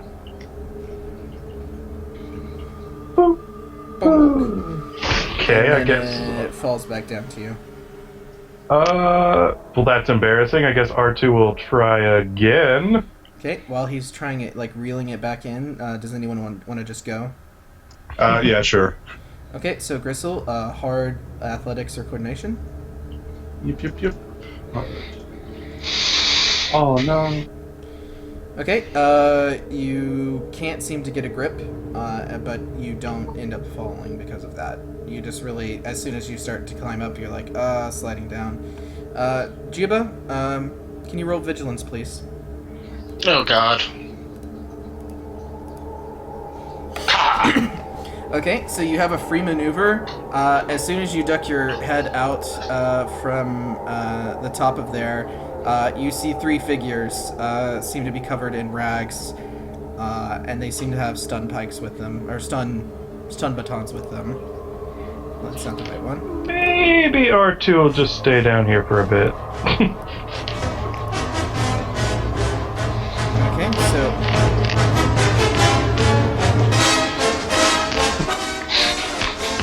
Machiva's free maneuver. He's gonna jump back down the hole. are you gonna roll? Are you gonna take fall damage for that? Or climb down, I should say. Yeah, that's not gonna be a maneuver though. No, that's gonna be an action. Never mind. Just jump down and hope Hank can catch you.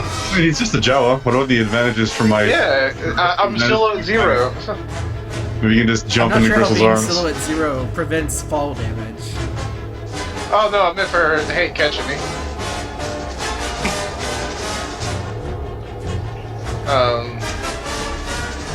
Yeah, I mean, if you're prepared for that, I mean, Juba's gonna kind of yelp out and... Yeah, so this round it's just Juba and the 3 of them.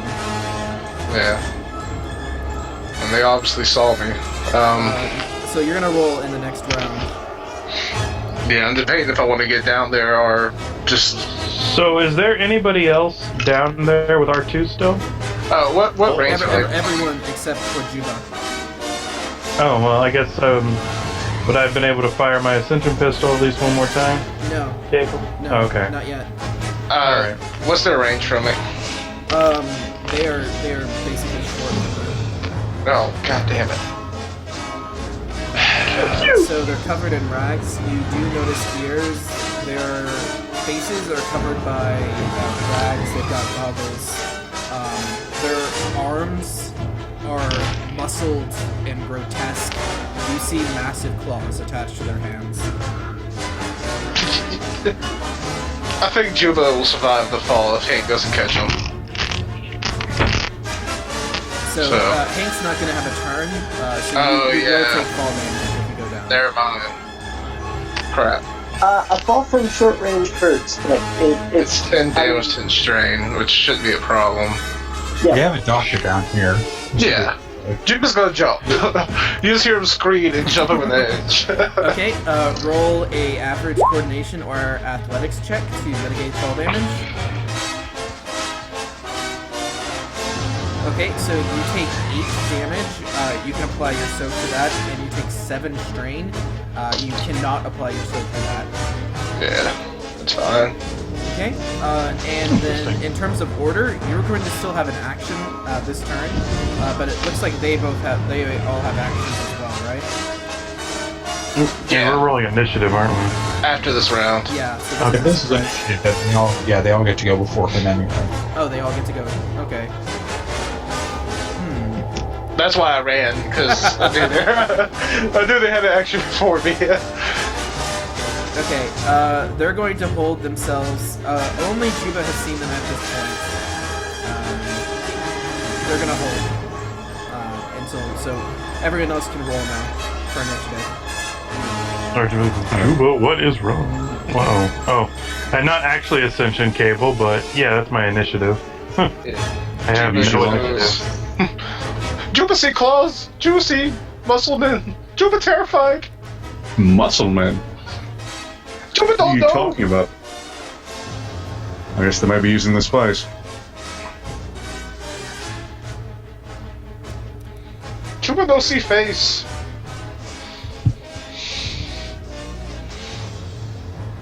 Oh, that's a pretty good initiative. Hank's gonna just like jump out there, whip out the lightsaber, and kill everything. Jedi style. And leave no witnesses, Jedi style. I don't think these witnesses are gonna say much.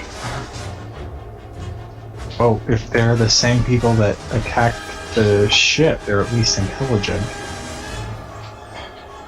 Yeah, but they also look like they'd probably be mildly insane. And who's gonna believe the half-baked stories of Jedi running around the planet of Zygerria?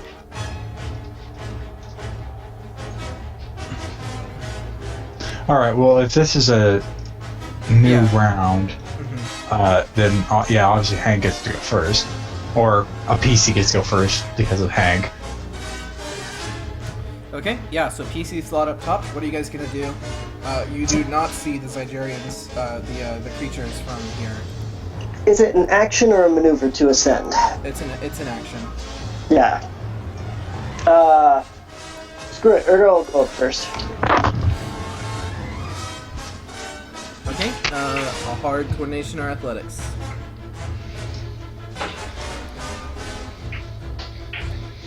Ooh. Are you gonna use the light side to counter that threat? Yeah, just a success is good enough. Oh man. Yeah, and so you, see 3 creatures, sort of, as I described them before. They seem to be grouped together. It looks like they are handing each other, grenades of some sort. But R2 would look over at Juba and chirp something, and he'll see that. It'd be hop on. Erdo would take his maneuver to get in the fray with all of them. Okay, so you just run right into them. Yeah, if they're breaking out grenades, he's running right into them. He's gonna start trying to grab their grenades, but we'll just call that flavor or whatever. Yeah, that sounds good. Now, would my maneuver be able to hop onto him, or would that be an action? On your turn, yeah. What do you... R2 just sort of turned over to Juba and told him to hop on. Okay, So it might be on. there's still 2 NPC slots, so... I know, I figured we'll get to that when we get to that, but that's just what he sort of said Okay. as flavor. They're going to attack Erdo with their stun clubs. So, Erdo. 1 melee defense. Oh, okay. Okay. And then... Bam. Okay. So that's going to be 9 stun damage, and then a stun pulse of 5 directly to your strain threshold. Okay, Erdo will parry for 1. So that's 6 strain. Okay. So that attack just deals 6 strain, is what you're saying? Because of the stun pulse and the parrying for 1? Right. Okay. Another will come at you at the same. I will flip for him. Okay. He'll do basically the same. He'll hit you, which I assume you'll deflect again, and there's going to be a stun pulse. So another 6 strain for Erdo. Yep. You a Jedi, you can take it.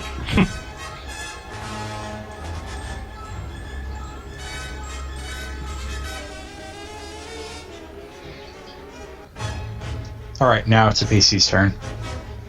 1 PC.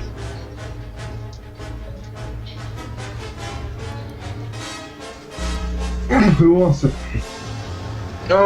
Jib's gonna stay back a little bit until. Alright. I think you might want to go help Erdo. Yeah. Hank, Yeah, you know what? You should do if you hop on R2, I got a crazy idea I think you might love. Well, I mean, the thing is that I have to do it on my turn, so I'd have to, like, not have an action. Yeah, alright. Doesn't Hank have Force Sleep? Or is that someone else? No, he has hop back swoop. Ah. If I can see them, can I see them, Jim? No. I mean, I'm willing to go up if no one's not willing to go up now. I mean, Quick, someone give him a mirror. would you be able to lift me up with a force? Then my action, I'll be able to shoot them. I'll be able to save an action. To actually do something. Just hover him in the air. Hank is kind of not like that kind of a Jedi. Ah, okay.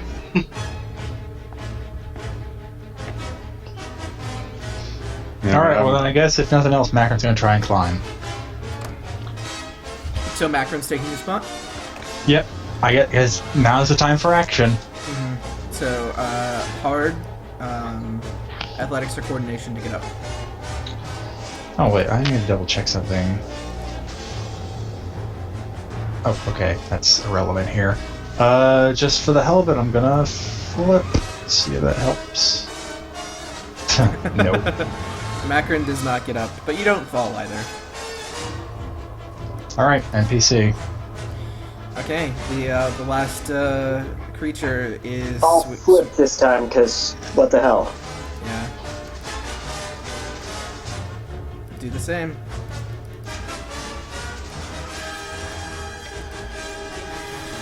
Yep.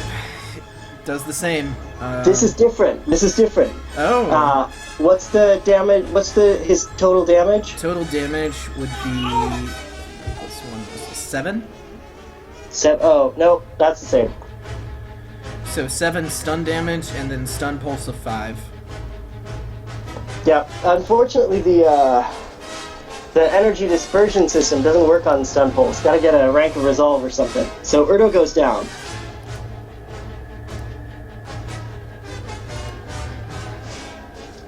Alright, now the rest of us. Alright, well, I'll try to get up then. There we go. Okay. So, looks like Hank didn't make it up, but take a strain and Gristle did. So Gristle sees Erdo falling to the crackle of electricity on 3 stun clubs. Yeah, and as soon as he's up, he's gonna like just hit the stealth field so the Zygerrians would like see the Wolfman climb up over the edge and then disappear. Yeah, and I know I said Zygerrians. The ears give it away somewhat, but their arms are grotesque and muscular, and they're larger than Zygerrians should be. and as well the claws on them are pretty vicious looking. You can surmise that they are Zygerian partly, but they're not fully Zygerian anymore.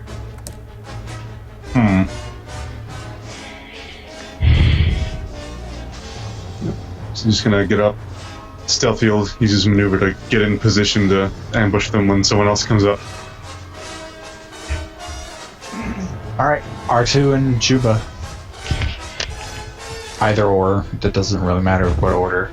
Well, if Juba's not really gonna hop on, I don't think R2 wants to go up there and get shot, because he won't be able to contribute to the fight. I was just gonna try and give Juba some mobility options. Well, the relation I'll run into, if I go up there and get hit with the stomaton, I'm out no matter what. Actually, well, if you can get him up there if R2 can get Juba up there with his action, then that leaves Juba free to fire when he gets up there. Yeah. If we want to do that, I'm down with that. Yeah, grab Juba and try to send me up there. Okay, well, I would get Juba, and then that's when you would notice the little jets come out the side, and R2 just straight up. Okay, so what is that? That is the new and improved. Let me see. What do they call it specifically? If I just click that, the R82 jump boots, kind of like essentially what R2D2 uses in the movies. Okay. It's a vehicle. It has a silhouette 1, speed 2, handling -1. It's piloting planetary. Has system strain 3, 0 armor, and a hull trauma 0. Okay, and with someone on top of you as well, I'm gonna make that an average piloting check with 2 setbacks, one from the handling and one from someone being on top of you while you're trying to do that. Would I be able to give him a skilled assistance? You would lose a maneuver on your turn if you did. That's fine. I think I've got the maneuver. So, what's the? So average piloting planetary with 2 setbacks. Okay. One And from what's the my handling. skilled assistance? Yeah, what are you offering skilled assistance wise? Oh, my agility to pilot it. Okay. What's your agility? 5. Holy crap! Yes. Okay. Okay, do you have, so do you have ranks in piloting planetary? No. Oh yeah, I can't. I can only give a boost. Never mind. So- Boo! I'll take the boost. Oh come on! Come on! Roll successes. Yeah, you're not Okay. able Well, to lift I don't off. know what this happens then. Yeah, you're not able to lift off with him on top of you. What do karma points do? I know I got one of those. It lets you roll a boost, but you're not able to get more than a single success on a karma point, so... How many karma points do you have? Received piloting attempt. You need to put more ranks in that.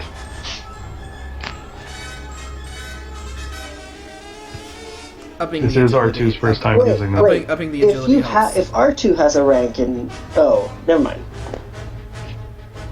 It's built into R2, unless I'm like actually piloting R2. Stick my arms in the back of his head and Yeah. I just thought this would be fun, flying Jawa, shooting like just beams of death from the sky. Maybe someday, but not today. Graded, I could have. Is this the new round? That No, was it's bottom of the round. Yeah, has Juba done anything? Yeah, Juba can still No, try to do something. I'm trying to figure out what happened with my piloting check. What do you mean? Well, I mean, I got like what happens? Do like I not go anywhere? Do I Yeah, crash? you don't go anywhere. You can't lift off with him on top of you. Oh, Yeah. oh, okay. Well, I guess that leaves Juba with his actions then still. Yeah. yeah, I'm trying to think of what I want to do this. Because I'm gonna get hit as soon as I go up there, unfortunately. Unless, do we have anything above the NPCs around?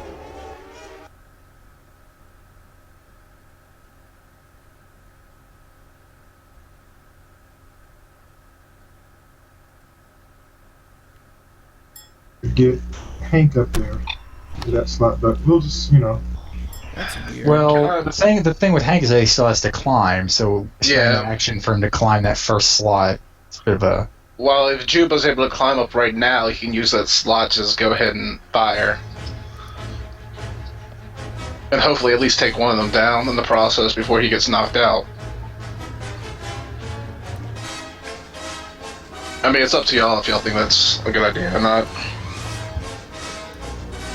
I mean, just get up there. I mean, regardless, you'll probably have someone else up there within the first slot next round, so Yeah, there'll be someone to step before you. So Juba's gonna climb up. Is the ascension pencil there at all? No. Like, the line? No. Do you have any- No, I was never able to get that attached before combat started. Well, I'll get up there, not a problem. Okay, so Juba's up there. Gristle's up there in stealth. I'm gonna go ahead and take... Nah, I'm not gonna take any strain. Okay, now we're at the top of the round, so 1 PC. And I recommend either Juba or Gristle. Yeah, I mean, I can just get in there and start attacking, or Hank can try to get up, but then Hank wouldn't be able to do anything yet. But if I go ahead and shoot them too, I won't have the native upgrade because you're engaged. Yeah, I mean, if they're all together, yeah, you might as well just shoot first then. Yeah. Alright, Juba's gonna, Yep. stare them down now after screaming, running away. Yeah, And, so adversary 2, and I'm upgrading again, so you're short range from them, so that's going to be 2 red. Sounds good. Take the strain, to add the boost. And I'm gonna upgrade it. And actually I'm gonna add a difficulty because I'm auto-firing. And pew pew, I hit one of them for 20 damage. Are you only rolling for yellow? So you have 5 agility? Oh, whoops. Okay, and the difficulty pool was wrong, so there are 3 upgrades total. So, I added a difficulty because I'm doing auto-fire. add a difficulty. Yeah, that was still correct. Okay, yeah, add your greens or your yellows. Okay. That's good. Yeah, so that's auto-fire. Okay. At least one. So that's 20 on the first target, and that's going to be 16 on the second. Okay, are you going to apply it to 1 or to 2? 2. Okay, you land 2 massive shots, they are still up. Pierce 1 on each. Okay, pierce 1. So, what was the second one's damage again? 14. 14. 16, sorry. Okay, 16. Okay, yeah. So one of them. Oh, wait.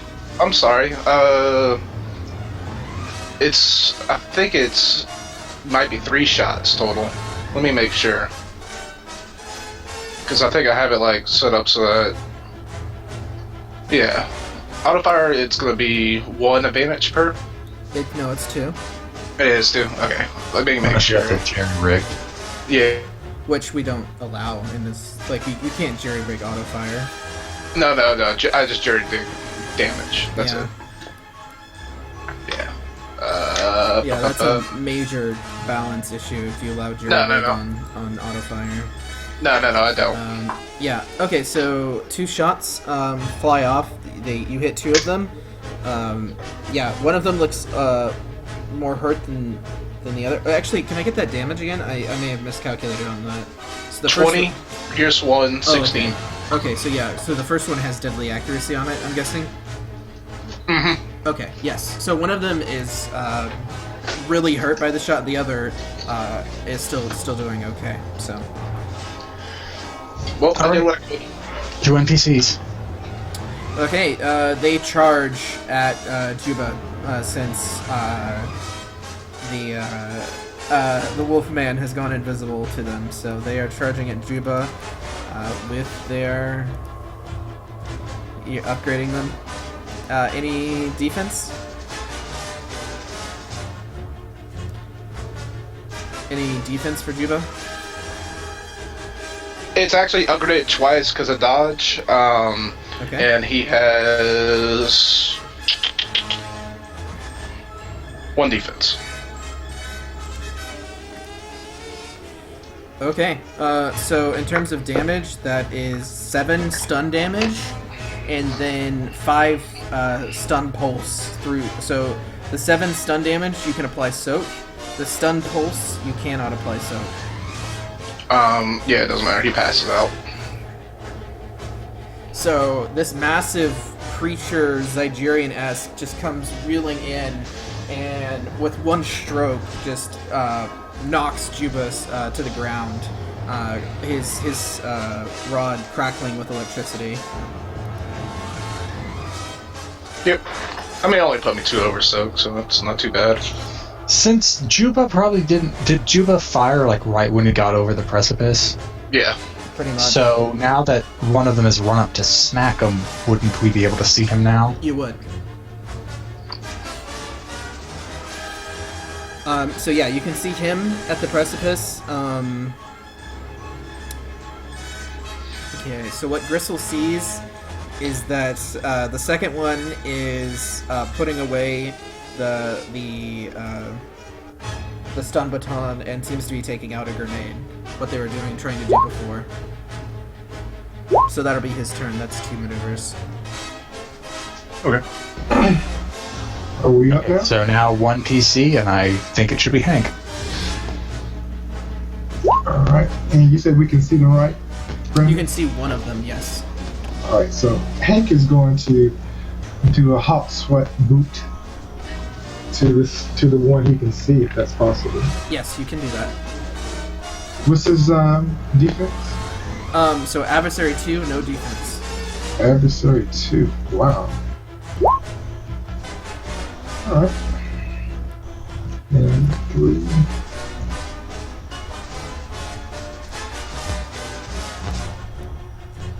And he's going to aim twice.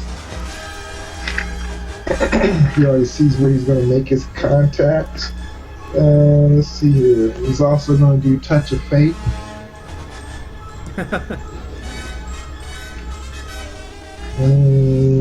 What else can I do? I think that's it.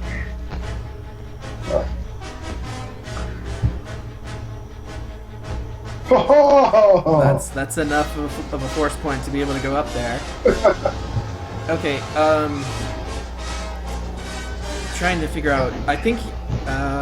Can you roll me a 1d2 just to figure out which one actually charged at Juba? Which of the 2 that he had shot at?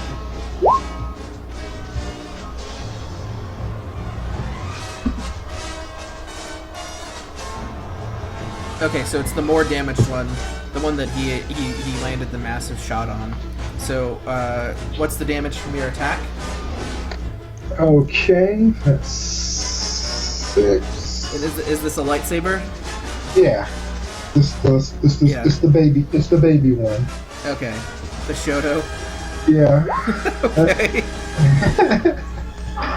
It's 6, 7, 8, 9, 10. He's down. Okay. Okay, go ahead. And we want to give the other one a setback. Maybe he's just in shock at all that all of a sudden his friend got cut down from this glowing stick. Yeah. And now he's got this enemy sitting before him. Yeah. And so what you notice is that in the air, the lightsaber does seem to be like crackling as it's hitting particles of dust as well. It's almost like there's a singe as you're cutting through. Just the air itself.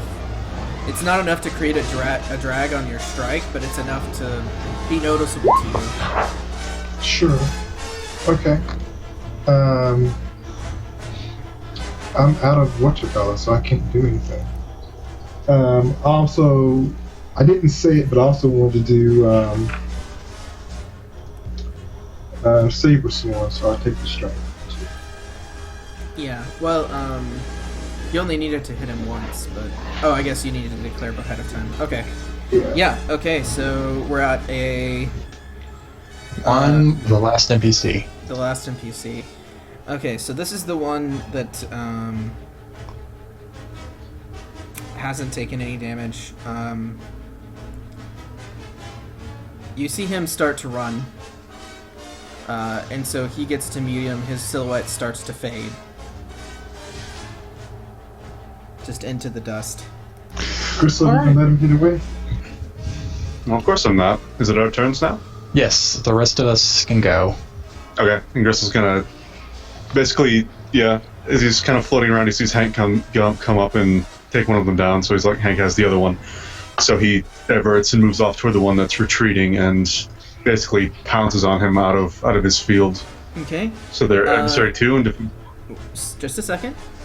Mhm. So as you're running, can you give me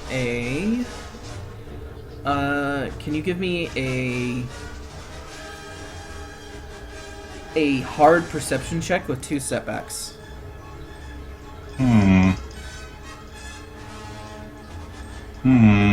Okay, so you notice a bit too late that the creature avoided a certain piece of land, and as you step on it, it begins to give way.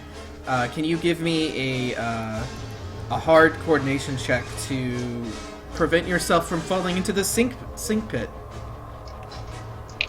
let's see. Who put Maybe this like a quicksand booster here? upgrade from that Triumph. Don't need him going down. I'm removing setbacks to this check because of the Triumph. That sounds great. Yeah, let's do that. Okay, Gristle, you fall into a pit. It's not that big of a fall, but you end up taking. There are spikes down here that cause 6 damage, pierce 3. Cool. And so you just like get speared into your side as you fall down into it. I'm done with this planet. We're done. We're leaving. Nothing's worth this. This is just too much. Well, I haven't used an action yet. Can I climb back out? Yep. It's just going to be average. It's not that deep. There we go. Okay. Yeah, you pop back out. Just to continue seeing that the other one is still short distance from you. Alright, well, he'll continue to close with him with his maneuver. He'll take strain to do another maneuver and just close with him again. Okay. He's right behind you. Hank will Hank will yell down at the tunnel like it's cool for y'all to come up now. It's safe for y'all. It's safe for you to come up. I Okay. don't think safety was ever the issue. It's just we can't climb. Alright, well, Erdo had passed out. Alright, well, at this time, I guess I would try the Ascension cable to get myself out instead of, anything fancy. Okay. Average range light. You are having trouble there. I'll say that if you spend 2 maneuvers, you can get out this turn. Just so you're not stuck down there. Okay, thanks. I'm gonna have to start putting some experience points and other things to actually make all my different gear useful. Okay. Where are we? Anyone have a one more PC Macron still needs to climb. Okay. I'm wondering, I have like 2 vibro weapons. Could I use one to dig into the rock and use it as a handhold while I'm Sure. climbing up? Yeah, I'll give you a boost for doing that. Oh boy, I'm gonna need a lot more than that boost. Tell me with this, but let's see just how it goes. Once again, I'll let you take 2 maneuvers to get out. Alright. I'll do that. And take a strain.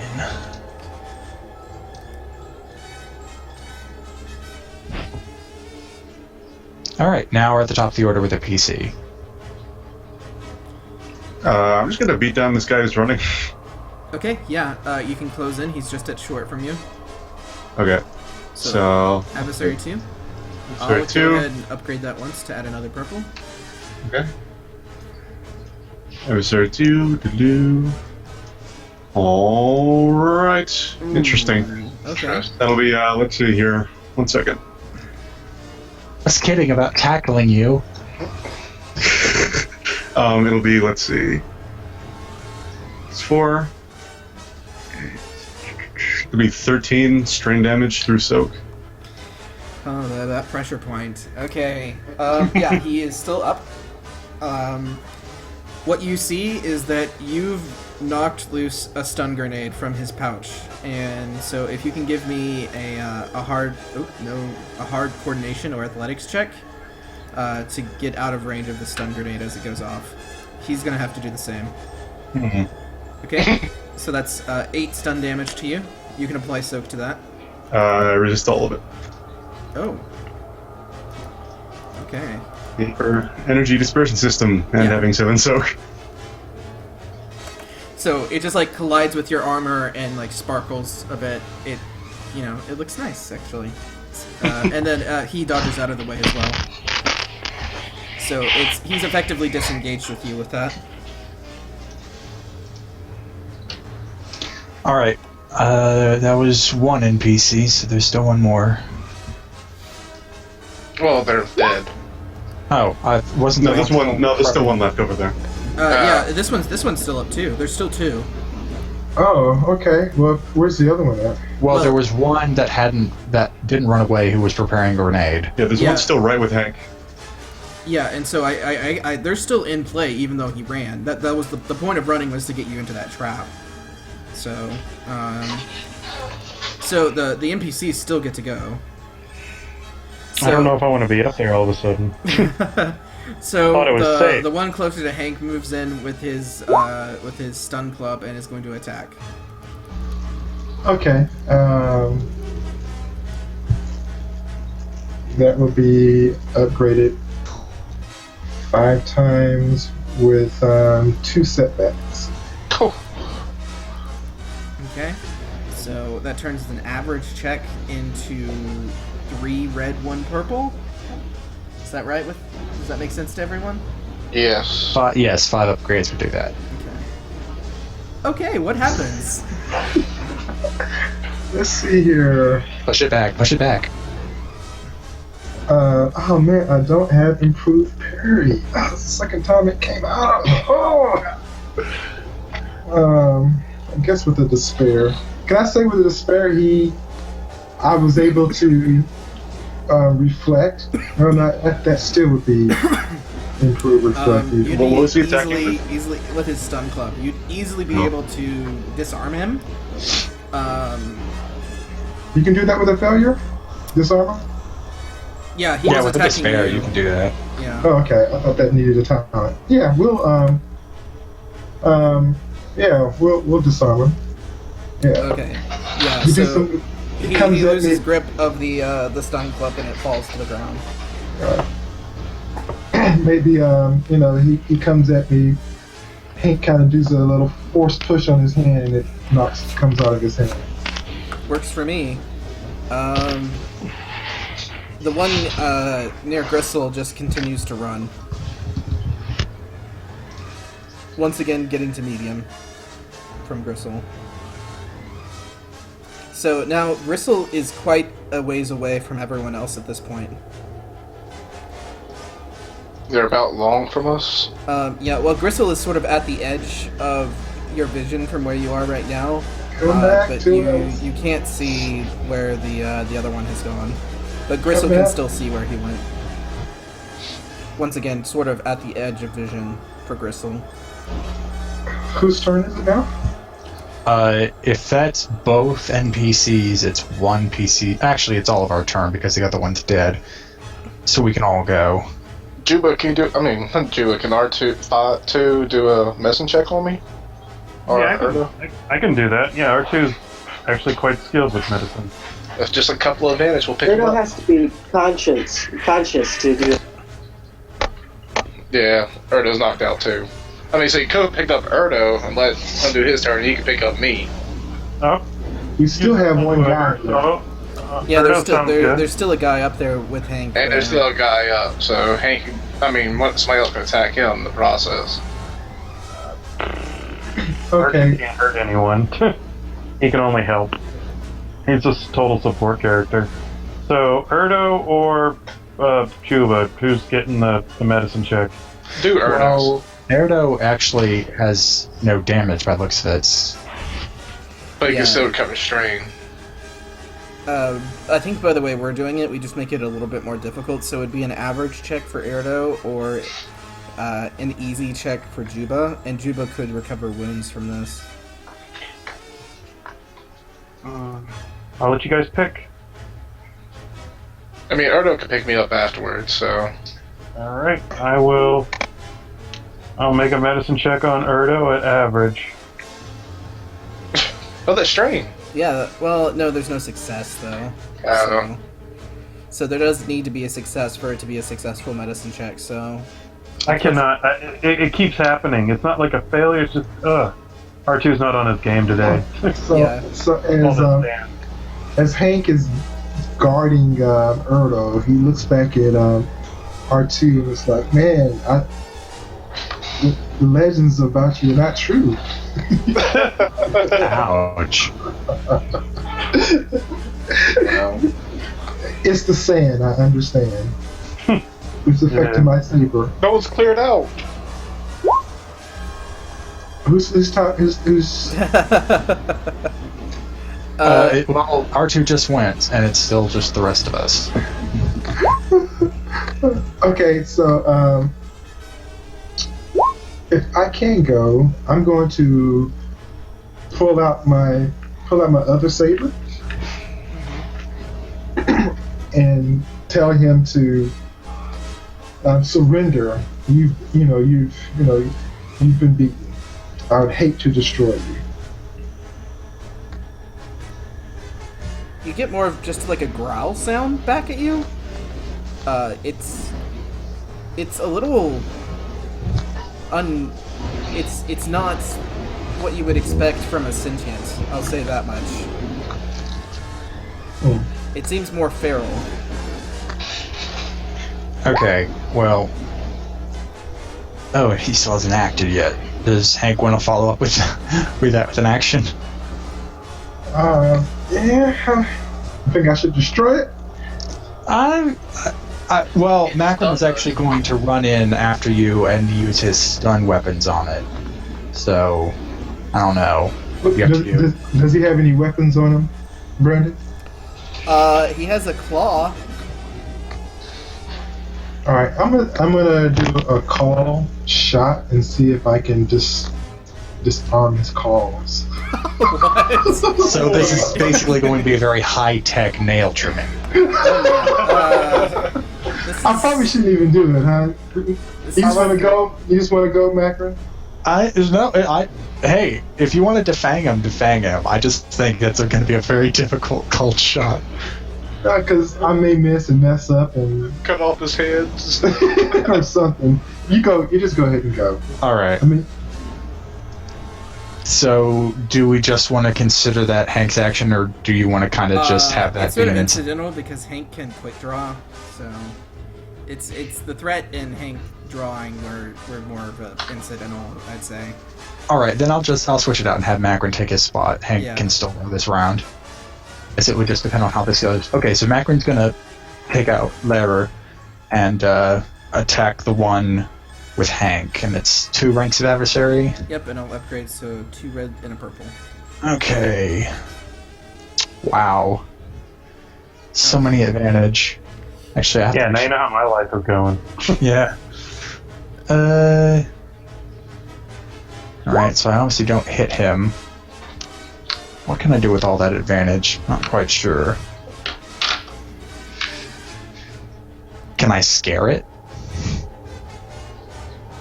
I mean, it is basically like glorified cattle prod. What would the effect of that be? I don't know. I mean, it seems like at this point it's more bestial than anything, so I'm trying to see if I could perhaps cow it into not resisting.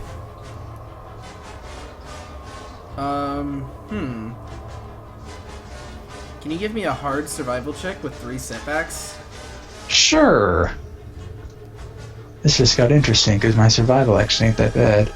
Hard survival, 3 setbacks. Oh, and I just jinxed myself because my survival is just my base cunning. For what it's all worth, I'll flip, see what's going on. Of course that succeeds. Okay. it's gonna take a free maneuver to get away from you, but you get a bit of a yelp from it. It's almost as if it's felt the end of something like that before, and it's just running away from you at the moment. Interesting. All right. Macklin, what is still for Juba, R2, and Hank? Yeah, so it's disengaged from everyone out here, by the way. Well, I guess we only have one ranged character, and he's down. So, yeah, Hank can try and go after him, or however you want to do that. What range is he in? He's short from you. Alright, another hot back swoop.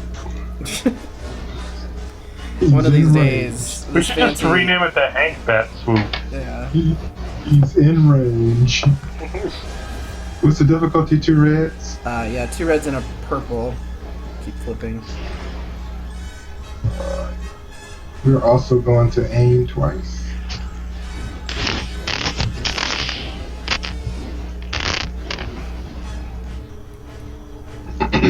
You can double aim. For Yeah. strain, yeah. Oh, Oh, wow, terrible. yeah. Okay. Looks like the legends of the Jedi were greatly exaggerated too. Are you using the dark side here, Hank? Yes. Oh my. He's using the Our dark our side. Paragon here. So Take if Erdo the were conflict. awake, he would be so ashamed of you. Yeah, I guess he looks back like, yeah, he's still knocked out. I mean, you got like what 100 morality. What do you got to lose at this point? Oh no, I lost like 2. So that's morality. only 7D on him. Yeah, he's gone. Whatever you. Oh, do to him. wow. So wait, say that again? It's only 7 damage. Oh, so that's it? You don't do Saber Swarm or anything? No, I didn't want to do it this time. Oh, no, he's up then. Do it. Murder him. Well, I'm kind of doing. Hank kind of believes that Macro wants him alive, so he's trying to do that. So, what is the crit on this? 2.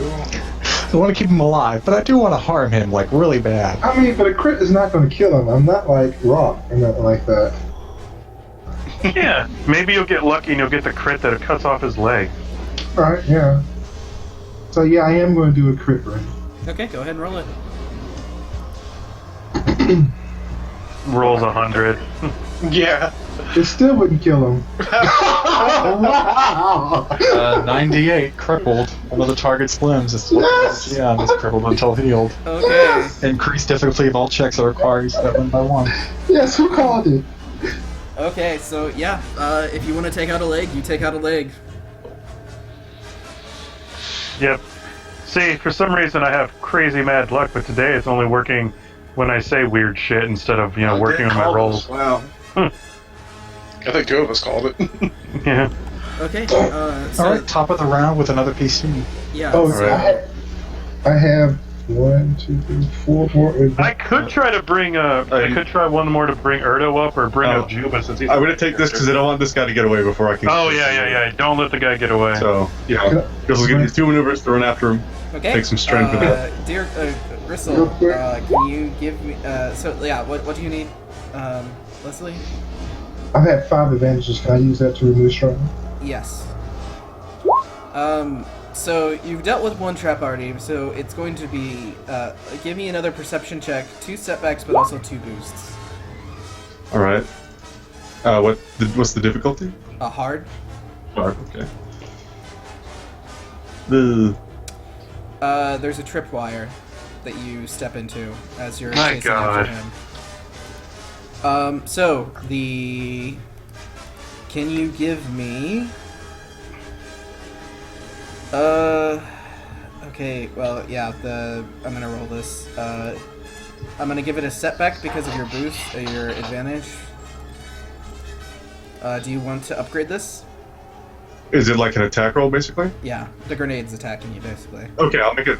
Can I dodge then? Like he Yes, feels you the can. tripwire and then. Yes, Okay, yes, yeah. you can. Dodge twice then. Okay. And I have 1 defense. And 1 defense, and there's a setback added. Okay, that's interesting. The explosion happens, but so it's a frag grenade, so that does 10 damage. That's a lot of threat. It's enough to, I say, throw you forward towards the guy.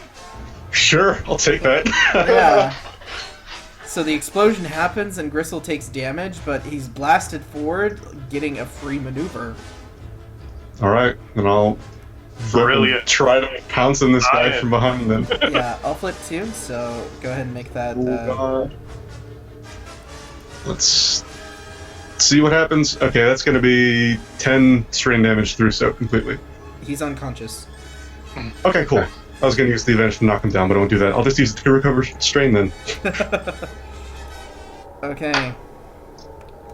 Alright. Gristle. Okay, just a second.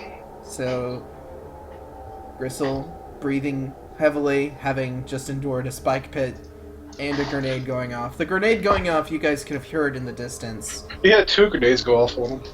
He's just like breathing heavily. He's like he's squatting basically on the back of this guy with his hands on his shoulders, like just breathing heavily. And then the silence starts to come around you, and you realize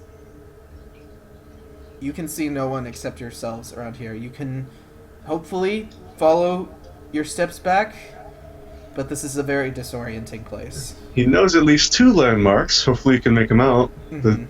The explosion, whatever, the scorch mark, and then the pit. So he'll like grab the foot of the bandit thing and start dragging it back toward where he feels like the grenade was. Okay. I really like Gristle right now. Just saying. You're like a ninja werewolf thing. So it's slow going. Gristle isn't back yet while the rest of the party starts being able to talk. So Okay. I could start working on people if that's a thing that can happen. Me and Erdo. yeah, and so since this is the end of combat, everyone can be conscious at their strength threshold.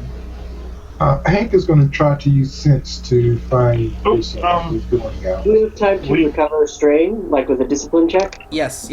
So you're conscious now at your strain threshold, and then you can roll for strain recovery. What does a triumph get you on strain recovery? Nothing generally. Oh, okay. It could be an upgrade for your next strain recovery check. I'll take that. What happened? Oh man, Erdo, you feel the dark side calling to you. Get into it like Hank did. It's not really tempting in this instance. Oh wait, the strain recovery. Right, I forgot. So Gristle, no, you're still dragging a guy, so you can't Oh, really right, recover yeah. strain. That's fine anyway.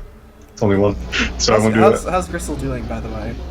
Oh, he's actually pretty good. He's only I think 5 wounds, 5 strain. Yeah. Oh man, you're a tank.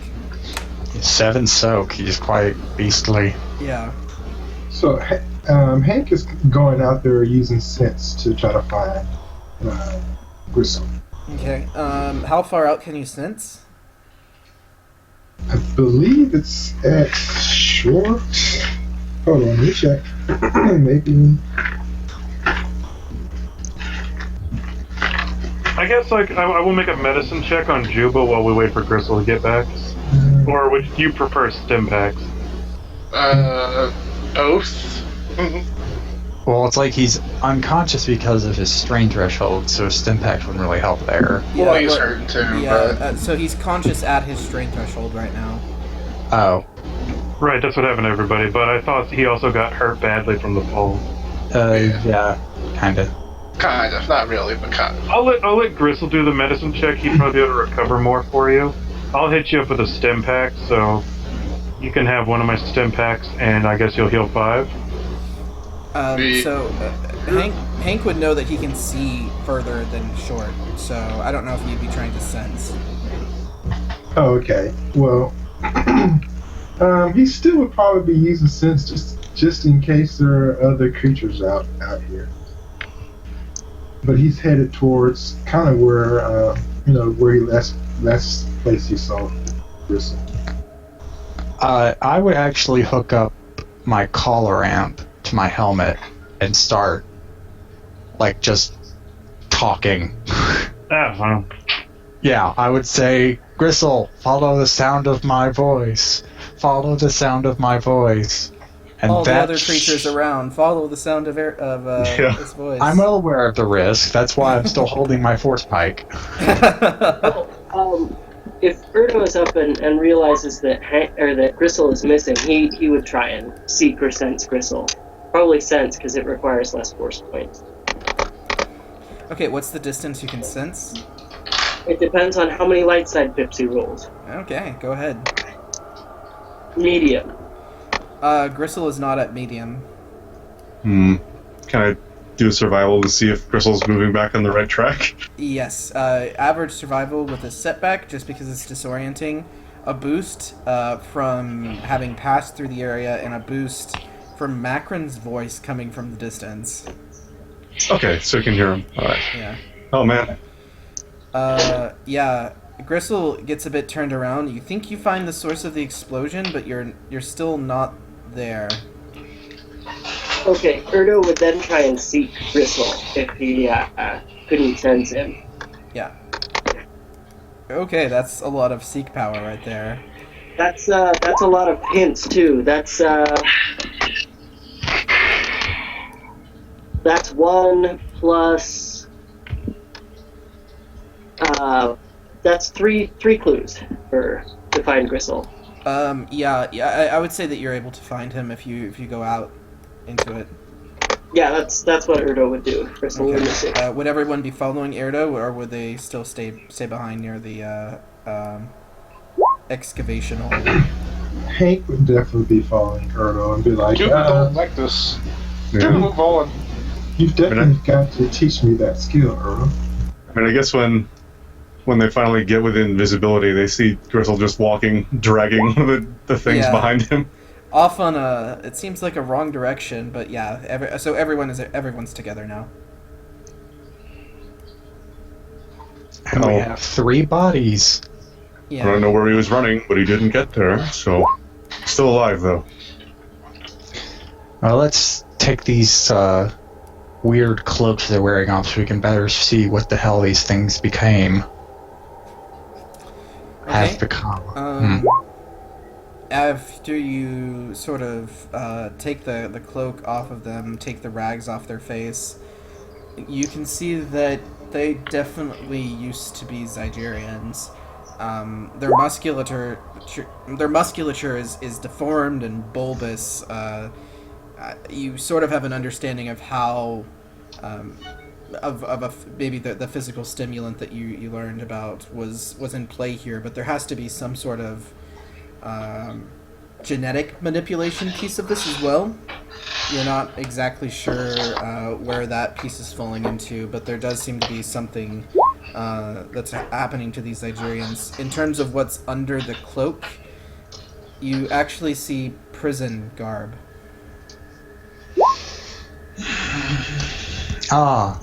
Science gone horribly wrong. Isn't that when it's at its best? I think there's a draw who used to be on this team who might agree, but he's not here.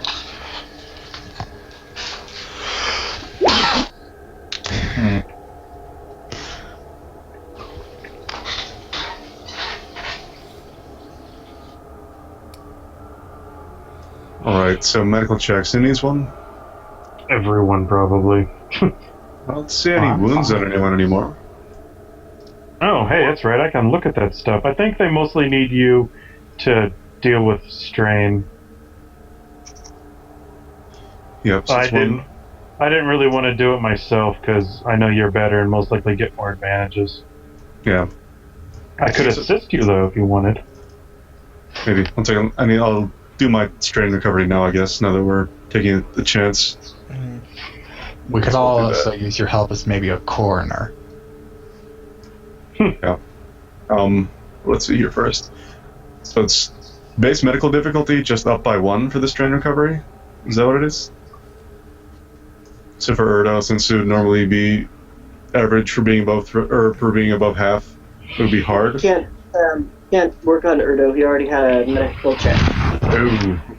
That was during combat though, isn't this like after combat So, Yeah, so the encounter? we're not going to play it like that. No. I wasn't sure. I wasn't. I'll do Juba then. I think it's the same difficulty. So I'll do Master Doctor on this. All right. So that's pretty much every strain you could ever want to be gone. It's pretty lucky. So, if Hank has balance, is there any way that maybe role-playing wise or mechanically wise that he could do some kind of balance with Erdo to help lower strain? No, the balance only applies to yourself. Yeah, and Erdo already has balance. I rolled it. It was more dark side chips. Yeah, the dark side.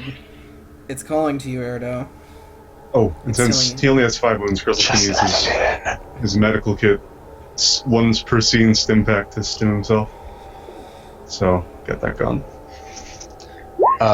Going back to these Zygerrians, is there any noteworthy symbol on their prison garb, perhaps giving a better idea of the institution they came from? Yeah, it's the Tendo Mountain or what is that called? Penitentiary. Penitentiary. So you would know that the city of Tendo is in the shadow of a mountain. So these were obviously nearby, and there's obviously evidence that they at least experienced that gunjack spice, even if quite obviously something extra also happened to them.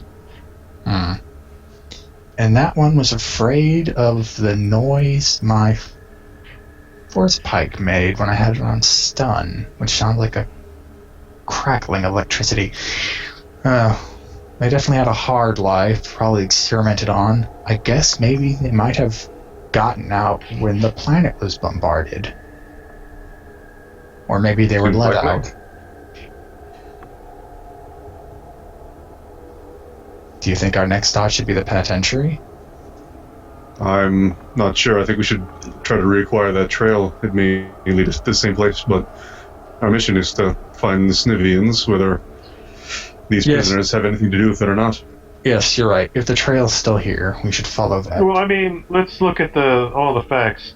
Given the evidence that's at the down shuttle, it seems very likely that these Zygerrians, or whatever they are, were truly the culprits in question. So if there are any survivors, it would seem likely that they would be wherever their base of operation is, which could be anywhere, not necessarily the penitentiary. That's true, but I would rather follow the solid lead where we know the Snivian is than move off somewhere else and not. Yeah, that's what I'm saying. Like, let's follow whatever solid lead we got, but the lead should probably definitely be based off of wherever we think these things are operating from.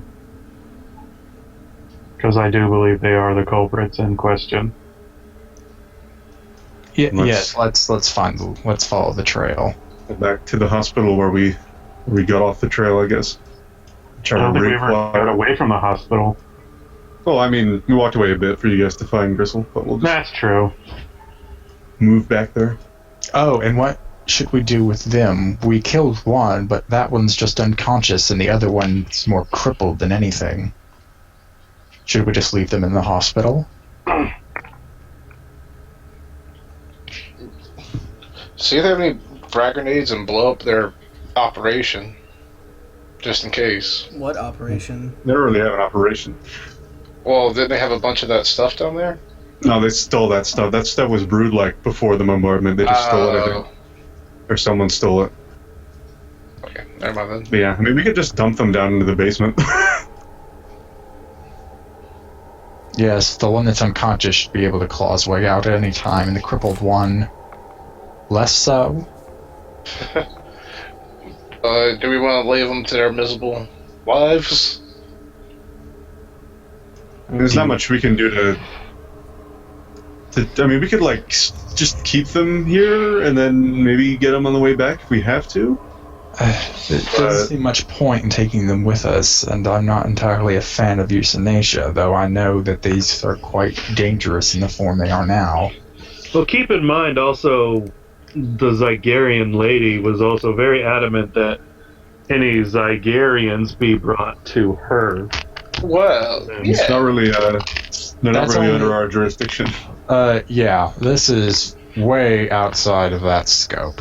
Plus, I don't think she would want these things running loose on Outlook Station anyway. No, actually, the thing is she might very well be wanting these things to cover up whatever was going on here if this was a government operation and not something illegally happening. That's her problem. That's what I'm Well, saying. the Sintels weren't in charge of the government at the time. Yeah, Alberon would be more interested in the application, let's say, than covering anything up.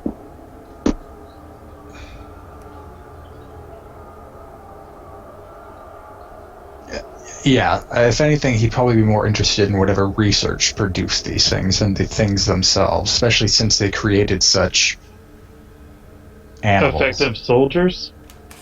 Are they effective? Well, I suppose effective is relative. They're good shock troops? That actually is a pretty good term.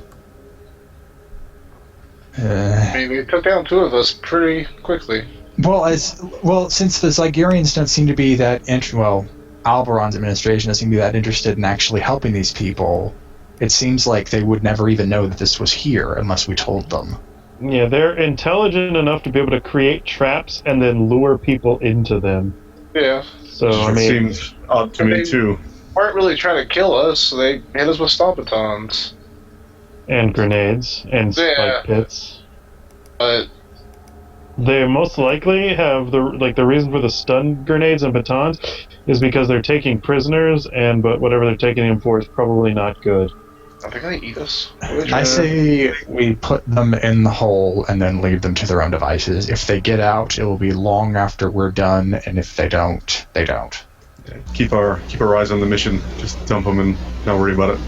Yeah. If nothing else, we should at least warn the Caesarean League and these people that we came here to save. I forget their name. Snivians about these things. Yeah, these are the monsters, so.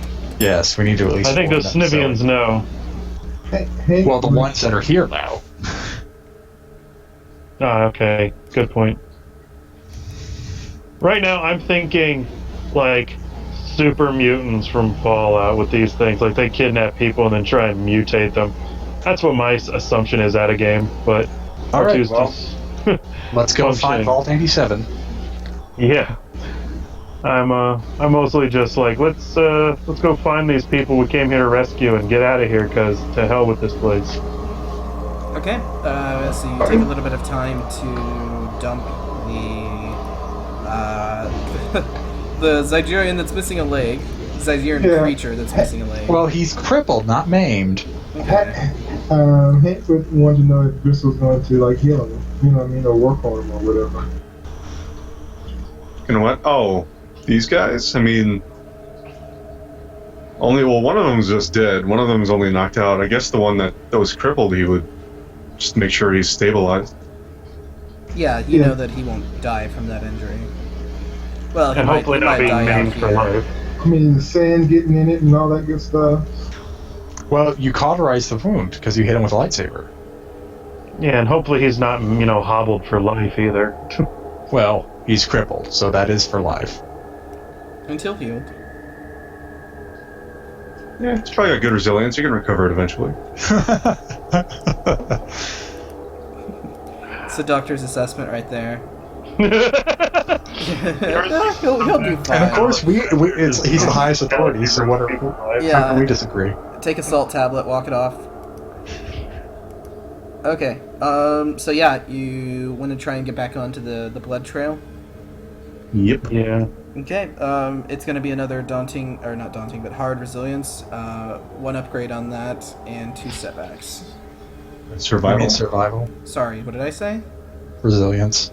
Everyone make a resilience check. No, survival. R2, make an average I resilience know. check. But you're fixed up for now.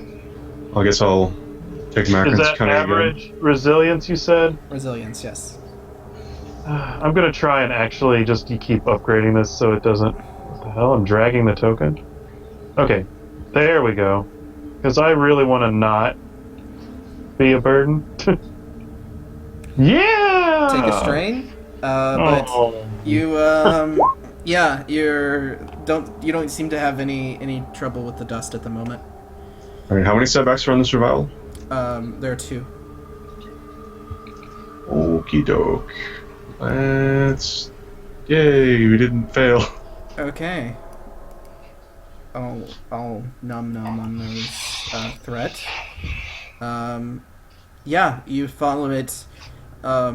There's a shadow looming in the distance. You realize that you're moving towards the mountain. Oh, wonderful. Maybe it is taking us to the penitentiary after all. The Force has its ways. Let's keep going. I don't think this is force. This is nice hard science. You continue along the trail. The ruins of the city you pass by occasionally. Obviously, you can't see very deeply because of the just dust hanging in the air. But you continue to feel the presence of the mountain just looming ahead.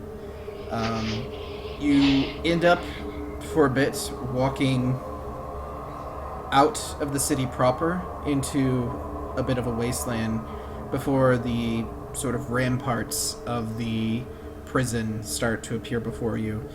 You realize that this prison is built into the mountain itself, whereas the city and the landscape around you is pocketed with the turbo lasers that had destroyed much of the planet's surface. It looks like the facility ahead of you was fairly unharmed because it was built into the mountain. In fact, as you see an entrance, there is a light that is on. Does it look like so we don't see any people? There's no guards waiting or anything like that? No. All right, I guess we'll look back at the others and just keep going carefully. Yay, power! Something I can take advantage of, I'm sure. And it's clear that those things aren't all that intelligent, but those traps are very curious. It may be that there's someone a little smarter behind all this. Doubtful, but you, Jack. we'll see. More Rocky Horror references, please. Okay. So you approach... They were capable of using grenade.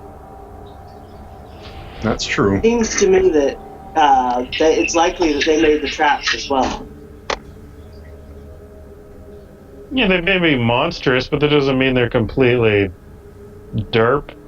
Well, they also seemed incapable of speech, which is odd, but... They may not have been incapable of speech. He may just not have wanted to talk to you. You're making an assumption. Well, they there. weren't even talking to each other. That might be telepathic. Who knows? I don't think Zygerrians do that. Gank I don't implant think comms. so. They don't seem to be acting in a way that would show telepathy. So you move further, you realize that there's really one way in, one way out of this prison, probably designed that way purposefully. I guess that makes it easy for us. Let's just go and be careful. Keep an eye out for anything that might screw us over. Does the entrance have So is the entrance open, or is it like a door? Yeah, there's it's just a large metal doorway. Sort of the standard jailhouse sliding bars going back and forth after you go into the first area. The first entrance seems to be more administrative things until you get into the prison proper. It's silent all around you. The noise that you're making just walking around seems to be the only thing that's echoing around you. Do we see any sign of the trail inside? Yes, you would see blood along the floor. So- Just occasionally. So as Hank is walking by, he would look at Erdo and it's like, you do need to, one day, teach me that power, that seek power. But you think you can use it here to find who we're looking for? To find the power to find things, it's mostly, it's like sensing other things. It's mostly opening yourself to the universe. I can try again. Okay. I'll watch you so I can try to learn this. So we're looking for the Snivian again? Yeah. So that's a basic successful sense. And so, as you think about this living creature that you saw talking to you, you focus in on his face, his mannerisms, the way he spoke, and all you can feel is coldness. You understand that the light side did come to you, but this creature that was living, you don't think there's another living creature like him in the universe anymore.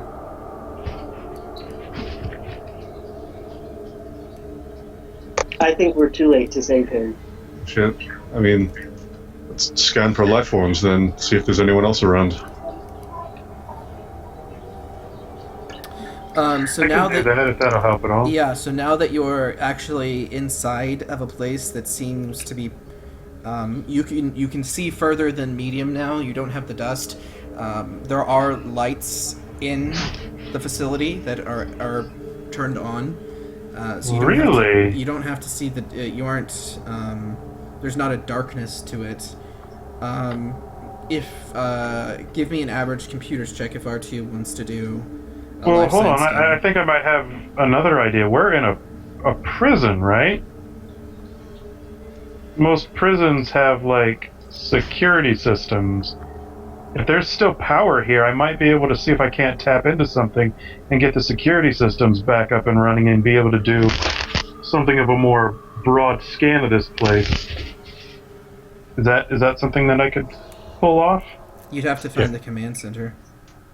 Okay, well, the security system might have been stripped for parts. I mean, it's an idea.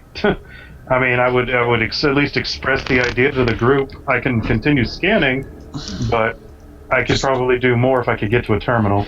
Just keep an eye out for the security station. Just do a scan in the meantime with what you have on you, and we'll see if there's anything around we can follow. All right, then computer check difficulty. Average to run your scanner. Okay. Okay, so that has a range of a kilometer, right? I have not actually been able to look on it, and it doesn't say on Ogdudes. I have a... Oh, where is it? I have, technically, I guess, a hand scanner is what I'm using. Okay. And it says it's on page 176 of Edge of the Empire. I suppose I'll go check that out. I got a PDF open.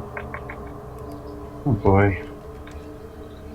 Hand scanner. Hand scanner is a catch-all designation for a wide variety of handheld scanning devices designed to run specific purposes. Some of the most common versions are the metasensor. Okay. It's not a lifeform scanner, so sorry. It's got like it can do just about anything, I guess. Can be used to independently plug them into display. Other scanners can check for atmosphere's contaminants, poisons, vermins, or in case of mechanics like microfractures or stress points. Yeah. So the issue is that it really just has to be in front of you, though, to perform that scan. Well, then I'm gonna have to figure out what that scanner is, because when I bought that, I thought it was something else. Okay. What would that even be? Okay, so unfortunately, that scan's not going to do what you thought it would do. Yeah. Just so I could get an idea, though, what kind of scanner would pull something like that off? You'd have to read the books and figure out which one actually I references think there's one in Into the Unknown that specifically detects life forms. Okay, I'll look into them more. Oh, could he scan and maybe find out what's drawing power, things like that? Find a place where they might have consoles or something. So, the area that you're going through right now is really just the, prisoner processing area. There aren't really terminals that connect up to power or anything like that.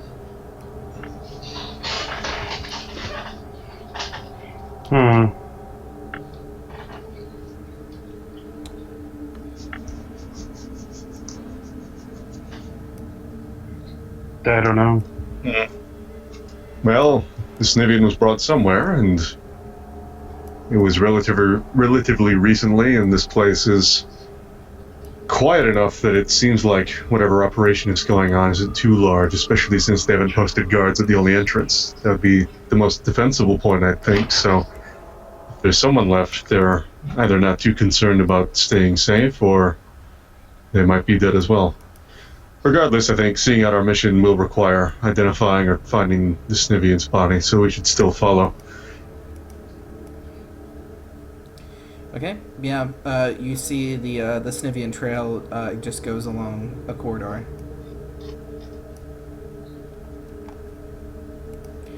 And as this corridor continues, you do start to see cells. Empty cells. Until suddenly there is one that seems to have something into it.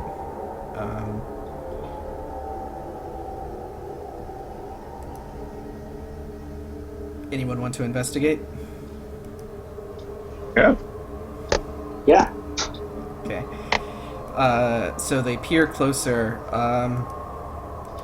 It looks sort of like a bulbous mass of flesh. You see remnants of prison garb, but as you look closer, it doesn't look to be alive. Whatever this was, it seemed to maybe be an early experimentation of the Zygerrians you saw outside.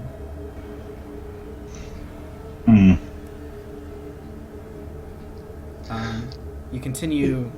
Go ahead. Well, I was just wondering if it was a security guard. Did he have anything on him, like a key card? It's a prisoner. Oh, I thought I heard prisoner guard. Never mind. Yeah. So you continue forward and you see other examples of this experiment, the seeming failings of the experiment, until you get to a main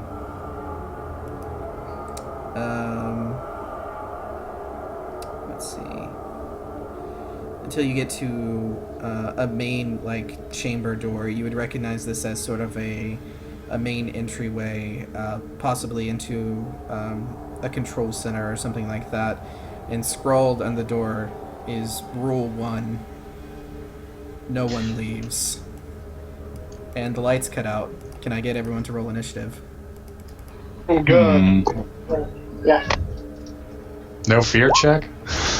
Do you want to do a fear check? I have so many ranks in. If you're afraid of the dark, sure.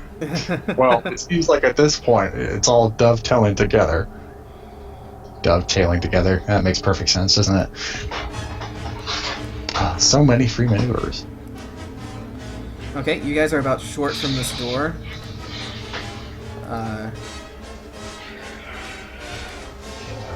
Oh wow.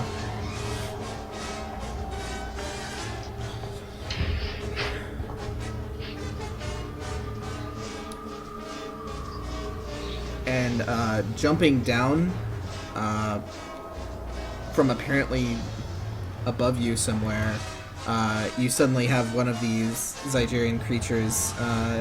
Actually, let's figure out who it would be in front of. Can I get a D100 from everyone? Yeah, boy. Well, not too low, not too high. I feel pretty good about myself.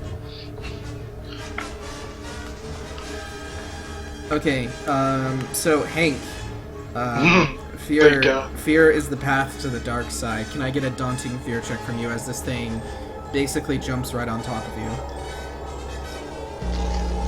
That's 4, correct? Yeah, Discipline, right? discipline or cool.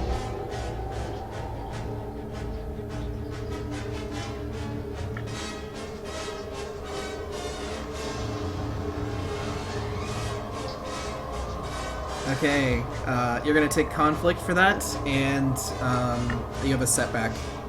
You're disoriented from the sudden appearance of this creature in front of you. Okay. It was his tapping into the dark. It just caught up with him. Yeah, the dark side has come to you again. Alright, first up is a PC. Though there are some maneuvers to pass around. Yeah, I think for my maneuver, I guess I'll pull up my second lightsaber. Actually, I'll spend mine to equip my force pike. Okay. And then... Okay, yeah, and like I said, that PC goes first. Yeah. How many other are there? 4.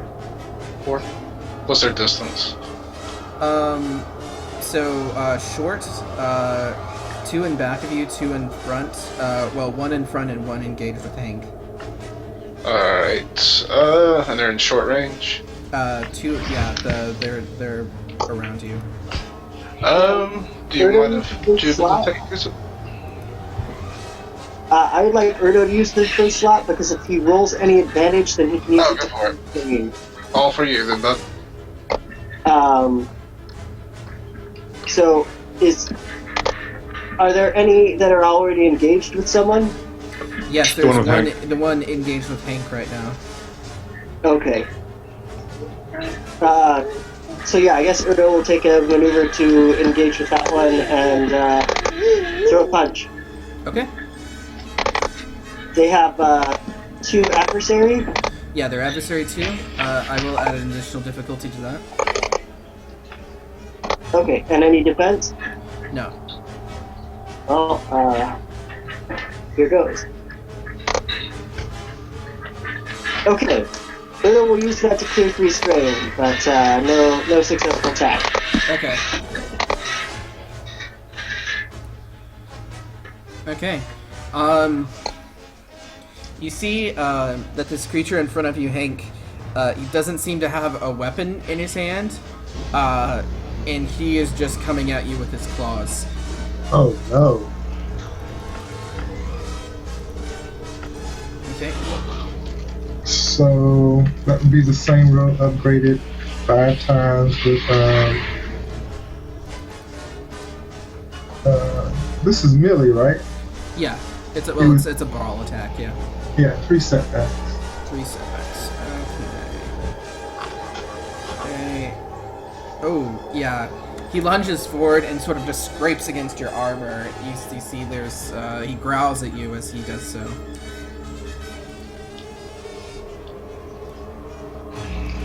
It was Erdo who distracted me.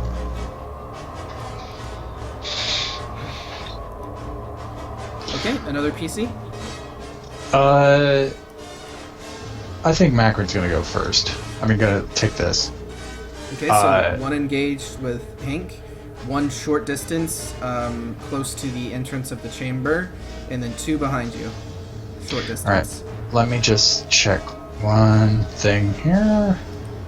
Would you mind if Juba went first instead of getting engaged with people? Because once that happens, you know. Well, Macron's gonna get engaged with the one with Hank, so that's not really gonna change much. Okay. But first, he's talking about them getting engaged with you.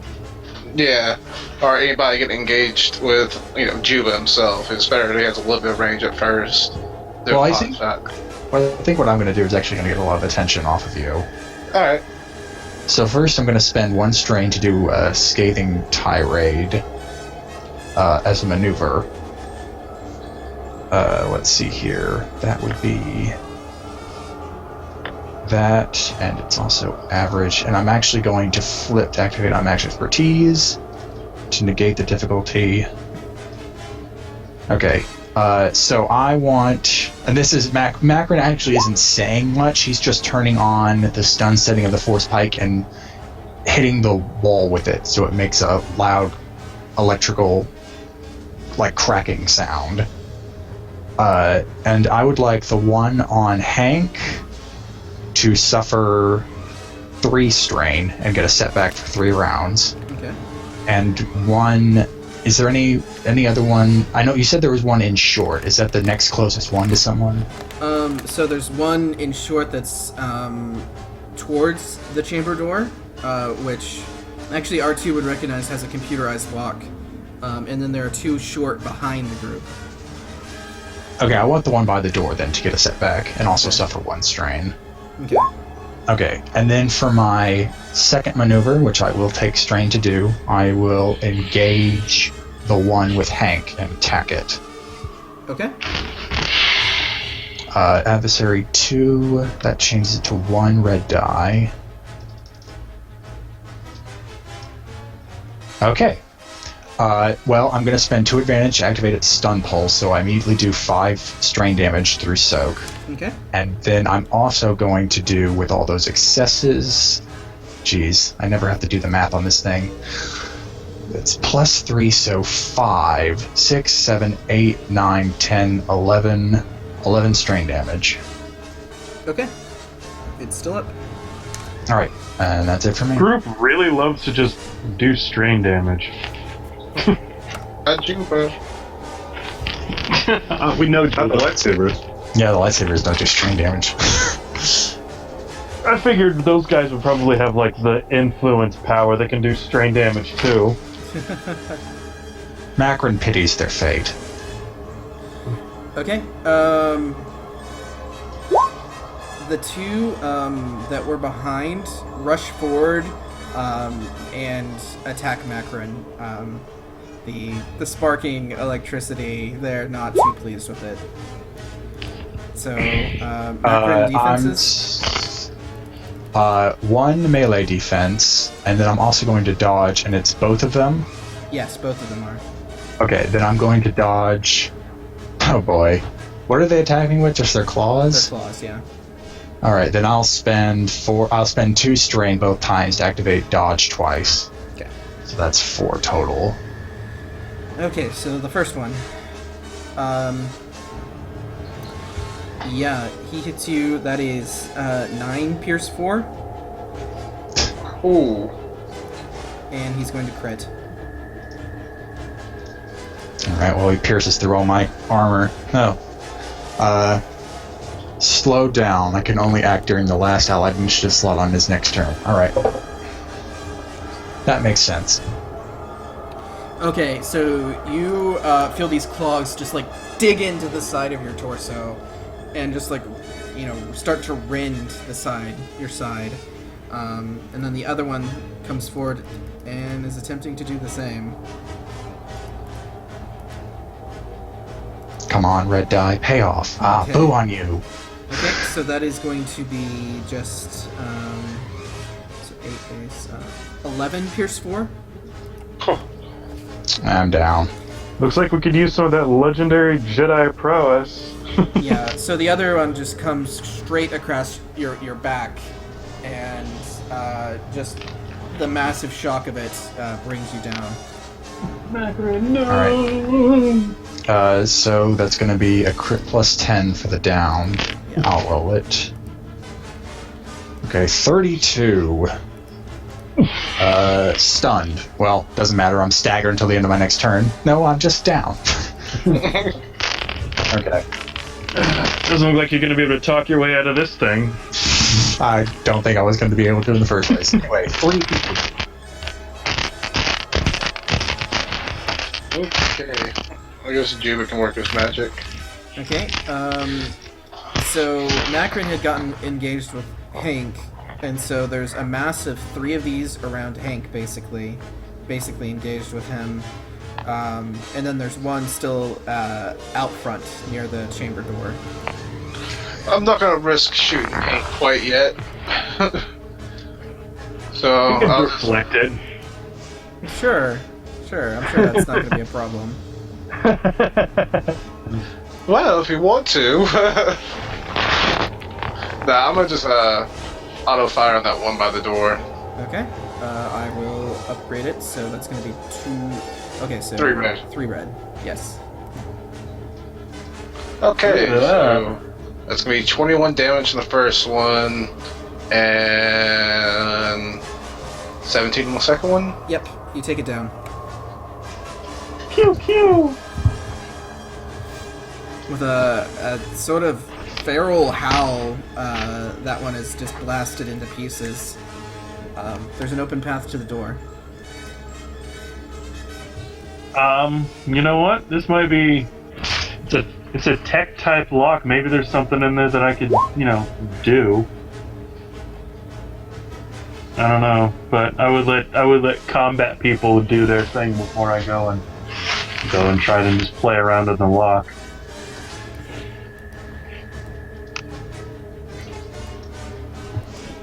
So I'll let R2 go last. Okay, Gristle's just gonna try to get Macron up, so anyone can go ahead. Hank. Okay, so I got 3 of them around me. Yeah, you've got 3 of them around you. Oh wow. You got one of those lightsaber techniques that lets you just hit everything near you? No, I don't. I can only do one at a time. You could do Link. Can you do Link on multiple targets, or is that only on the same target? I don't remember. Yeah, he does have Saber Swarm, so... Yeah. Alright, so, And that's Tara's Striker. next week. I never get it right again. So you're doing that even though they're engaged with you? Yeah. Okay. I think it's basically so you can add your force die to it, right? Can you do that? Okay. And there were defense. Adversary Two red, 2, right? but I'll upgrade it. Alright, and then I have a setback because I'm scared. Yes, you do. Temptation to use the dark side. Do it. Just lightning blast everything. And I'm going to aim. And how much strength do I have? I'm only at 2.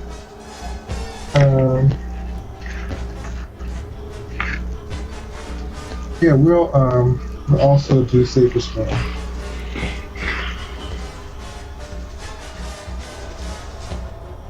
Yeah. Okay. I think that's it. Ooh, use the dark side? Okay, what's that Hank conflict at now? Is that 4? Should be like 3 or 4. No, I think we're at 5. 5. Oh, God. Okay. We are definitely going to have to roll for morality for Hank. Okay, so what do you want to do? Okay. There's the one that Macron attacked, that is damaged pretty heavily.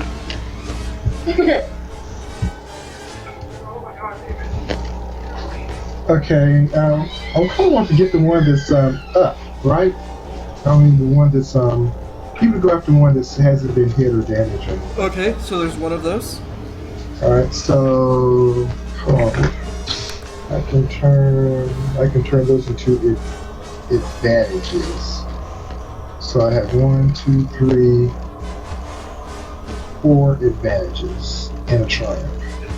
And so I hit him for 12 twice. Okay, yeah, that one goes down from breach and everything like that. Excellent. So that's only 2. And Erdo is conscious and aware that you are using the dark side.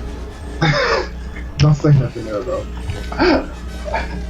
Alright, so that's... Alright, I am back. I still have 1... I still have 2 advantages.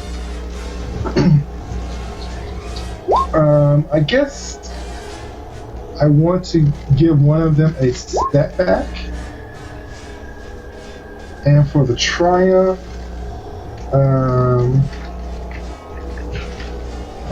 what can I do for the triumph? Any advice now?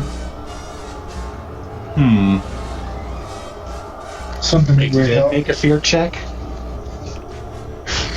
Maybe I can give a boost. I mean, maybe an upgrade to somebody's check.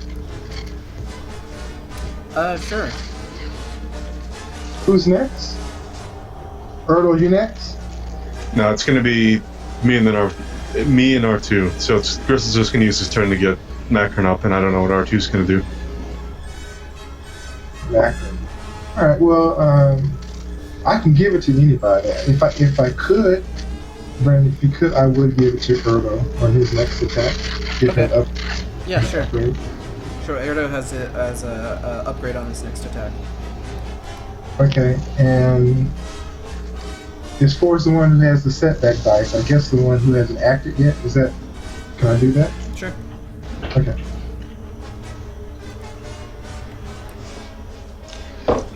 Okay, next up should be an NPC. Nope, one more PC. It's one more or less. Actually, it doesn't matter a whole lot when I get Macron up, so R2 can go if he wants. All right. Well, a lot of emphasis seems to be being put on this door, so I think R2 might go and see about just rolling over there, because you said there was a clear path to the door. Maybe go and see about opening that up. Yeah, so you can see that it is operated by a computer system. Hacking it open would be daunting with 3 upgrades. So that's what, 3 red and a purple? Yeah. And you said it's a computer system, so would my data breaker apply? Yes. Okay. And there's no setback, so bypass security is not going to be an issue. No, it's not going to be. Alright, and I feel fairly confident about this, but I felt confident about everything else. I don't know if I should upgrade or not. It's not that important. Okay, what you see into the room is a laboratory.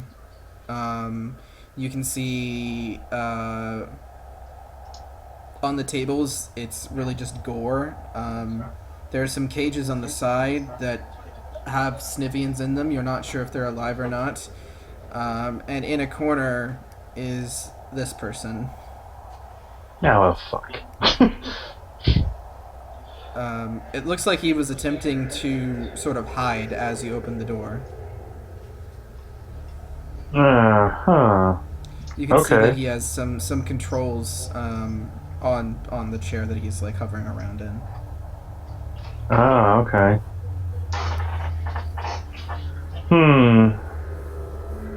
Might be worth the effort to get over there to keep him away from those controls.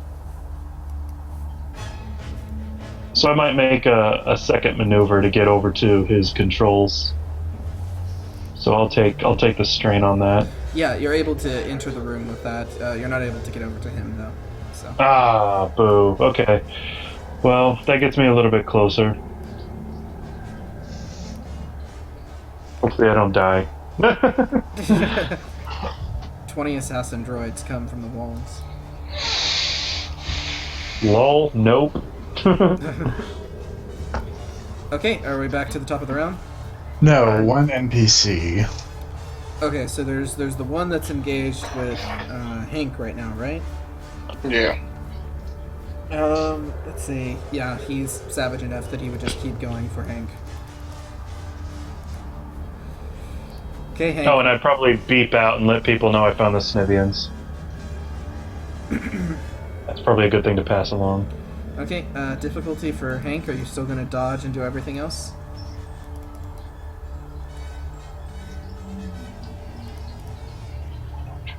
Leslie? You're muted. I'll assume so. Okay, so did we rule that,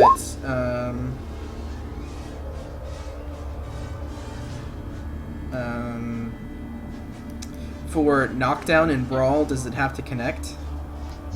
I believe so, yeah. Okay. To actually activate the knockdown. Okay. Instead, he's going to start wrestling and knock a lightsaber out of Hank's hand. Okay, is that his turn? Yeah. Okay, then I'll just make my roll. Grizzle's gonna try to get Macron up. I'll flip. And I'm using Master Doctor. Alright, that's 6 wounds, 1 strain. Alright, yep, I'm up. And then I'll use a stim pack as well. My once per this scene stim pack. How much does that heal? I don't have any ranks, so whatever. Oh, okay, how so many just the you 5. used. Yeah.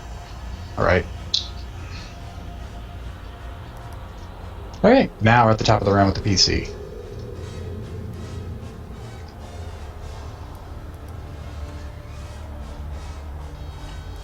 Maybe R2 should use that chance to get closer. Maybe I'll I think do Juba. it. I mean, Yeah, I can assist you too at some point if you want me to. But I mean, R2 would have already beeped out that he found the Snivians and that there's another guy in here. But yeah, I could try and interject myself between him and the controls. Try and appear threatening with my little gripper hands and arc shooters. Unless I could take control of the controls. Could I do that if I got over there? So what are you wanting to do? Like, I don't know. It would depend on what the controls do. You No, would and I see wouldn't know that until I the got over there. controls. You would assume that the controls in this area are really to the prison area. So if he's like unlocking cells, basically, that's the sort of controls that he would be working with over here. That sounds bad.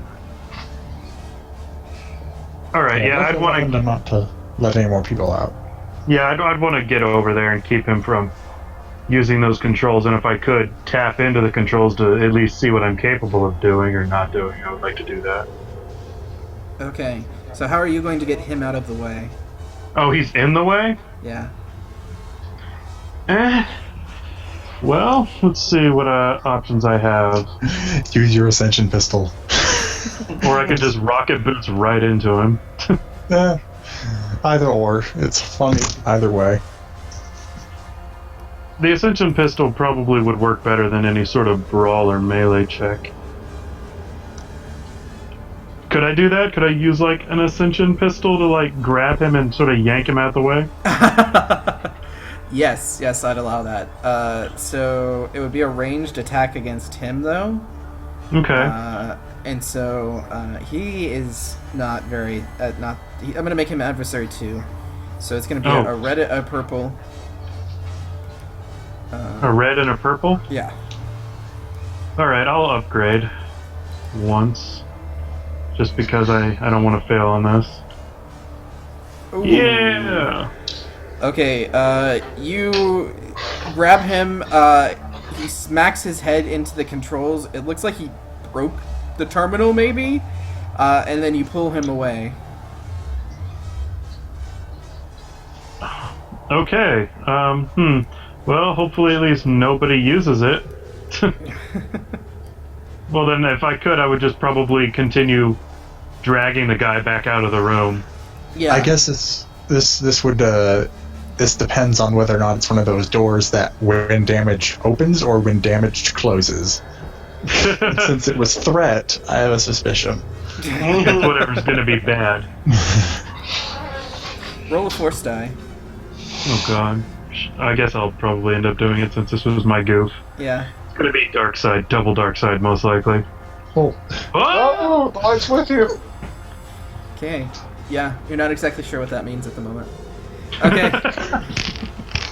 alright, now we have 2 NPCs. Okay. So with the rest of you up and 2 of them down, narratively, how do you want to go about just taking care of the rest of them? These other 2 in here. They're terrified of Juba and whoever. Yeah. It's either like Macron, Erdo, and Hank can melee the rest of them down to submission. Leave them there. So you've got this Zygerrian who doesn't appear to be affected by whatever has been going on, like struggling against R2's ascension cable in this like laboratory area that he's sort of built out. You can see equipment. It looks like whatever was being salvaged was brought here to build out this laboratory that he had for himself. You can see that there are Snivians on the table, as well as some Snivians in cages. What do you guys want to do? Well, if we've gone into narrative time, I guess I could let them handle the Zygerrian, but I want to make sure that those control panels didn't have any sort of adversely negative effects.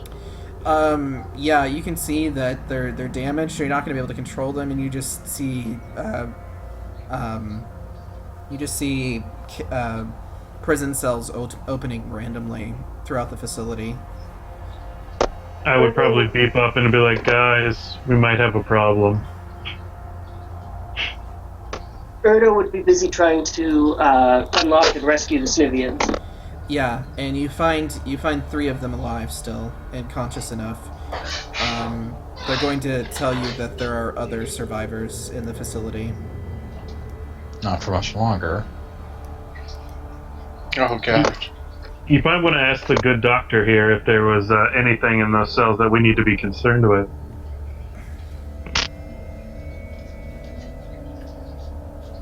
A lovely question. So, yeah, I'll go up to the confused Zygerrian. And actually, I'll pull out Meister and put it up to his throat. Perhaps I thought you were the... Okay, I thought you were the charming guy. No, I can be equally parts charming and equally parts coercive. It's my speciality. And this guy's deserved the coercion. So, I'll ask him, perhaps you can better enlighten us as to what is going on in this facility. 3 red, 1 purple. I'll give you a boost from the Meister at his neck. 3 red, 1 purple. Would you say unmatched expertise is still applying here? Oh, you triggered that? Yeah, back in the beginning of the combat. But you went down, right? Yeah, but it lasts for the encounter, not just when I'm down. Yeah, I guess there's not really any technicality there, so yeah, sure. Alright, that makes it... It was originally 3 red, 1 purple? Yeah, 3 red, 1 purple, so base of daunting. Okay, so now it's 2 reds and a purple. Right? If it was originally daunting, that takes out 2. Okay, and no, I flipped to make it... Okay, so yeah, originally daunting. Yes. Okay, yeah, then that adds a purple. And yeah, that's right. Alright, then I'll also flip to make that 4. Of course. Just kidding. I'm not gonna gut you like a fish, but I will probably kill you. I made them better. I made them able to survive. Well... After Zygerria was bombed, or before?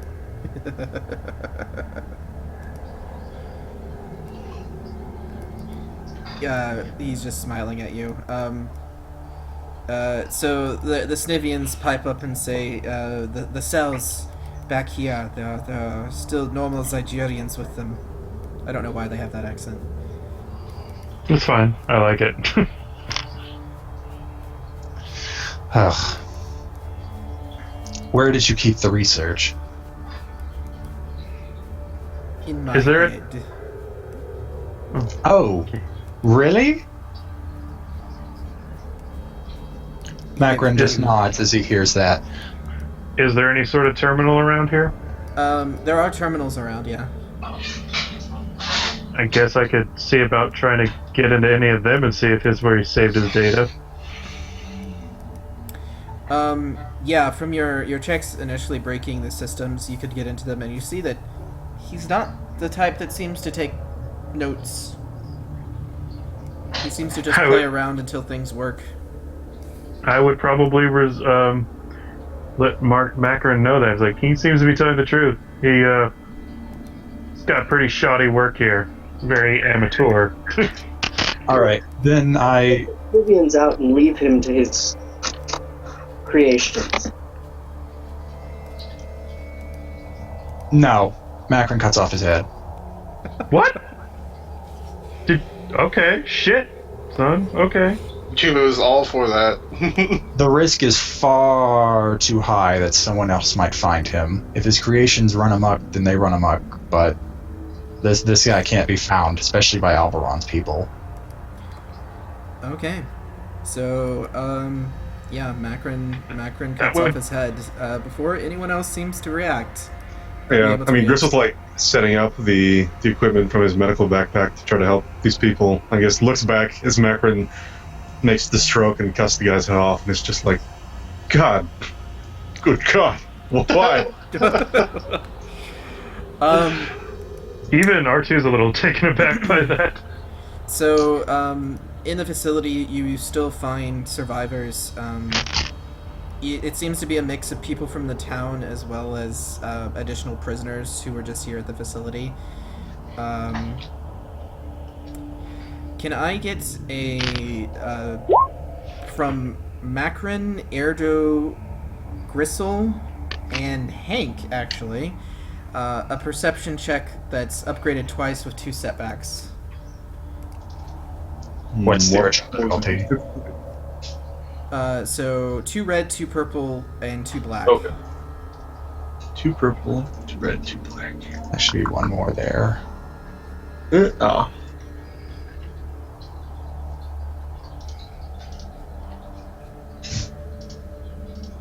What check is this? This is something specific. So, Wow, gotcha. and then I don't think Hank's perception is very good. Well, you don't notice something, Macron, but you have a lot of advantage. So, what do you want that to be? I guess something that would help me confirm just that all of the non-afflicted people, we know where they all are, so we can get them all out. Or if that's too much of a given. Yeah, so that's pretty understood at this point. Going into a bit of a narrative time as we're wrapping up here. So. Okay. How many original civilians were we here to save? 6. Okay. And how many uncorrupted Zygerrians are we able to save? There's about 24. Alright, so that's... We can only really cover 3. Any suggestions?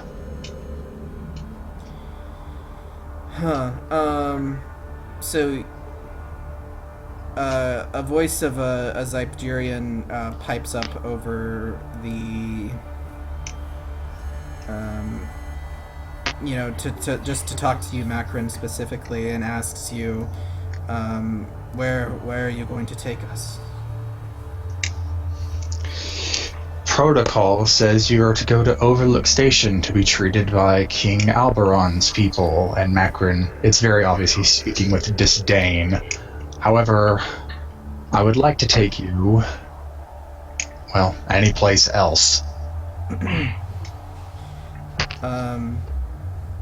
So this Zygerrian that seems to be keeping his head down says, "Yes, please keep us away from that tyrant." I will do what I can. Believe me, giving you... not giving you, but giving you over to the king is the last thing I want to do here.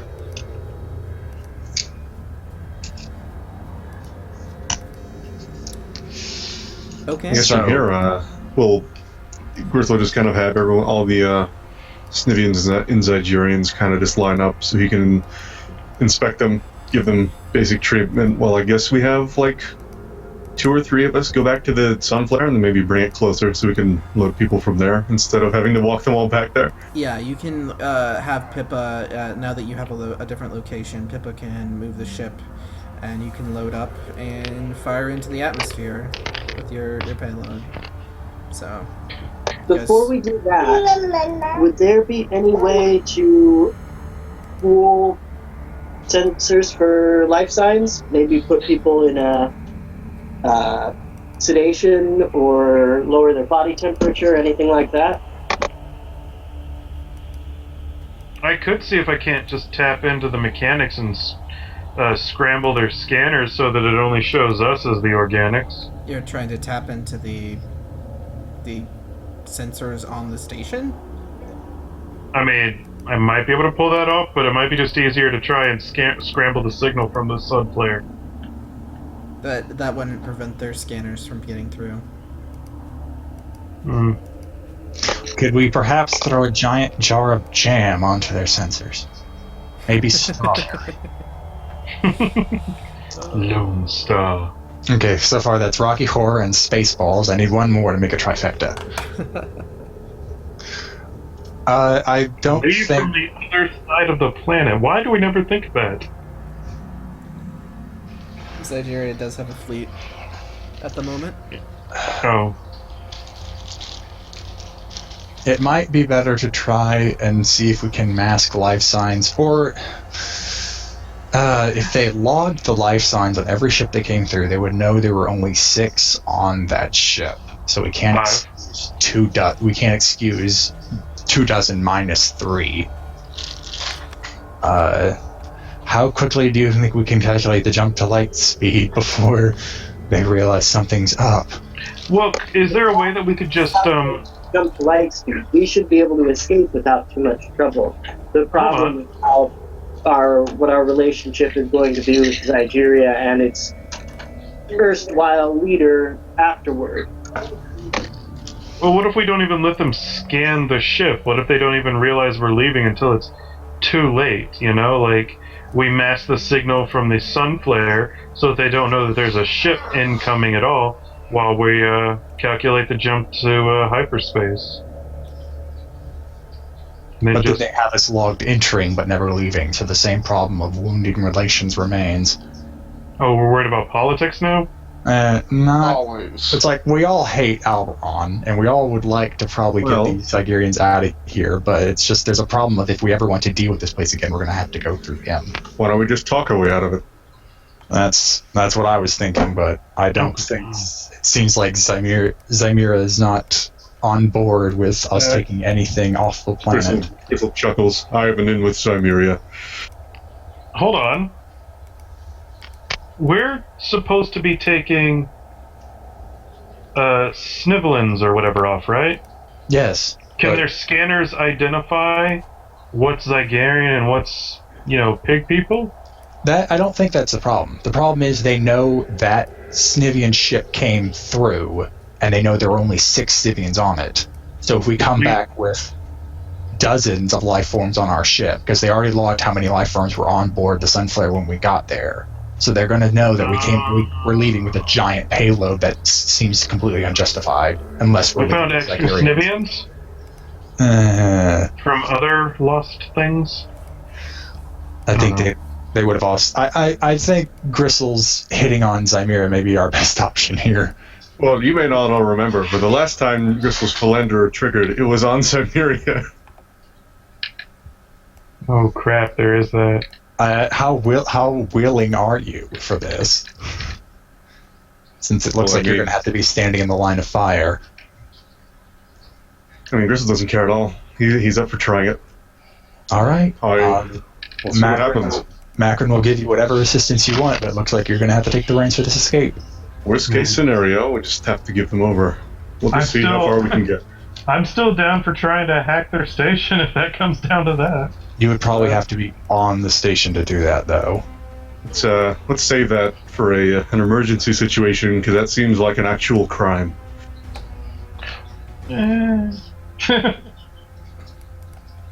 Okay. I don't think you can charge a droid with a crime. Okay. Sure. Then they can just disassemble you with no one batting an eye. They gotta catch me first. Don't try and test them. Yeah, roll a resilience check. Okay. As you guys enter atmosphere, you receive a hail from the Outlook station. Yes, hello? Greetings, it looks like your rescue party was quite successful. Yes, very successful. We've picked up a lot more than we bargained for.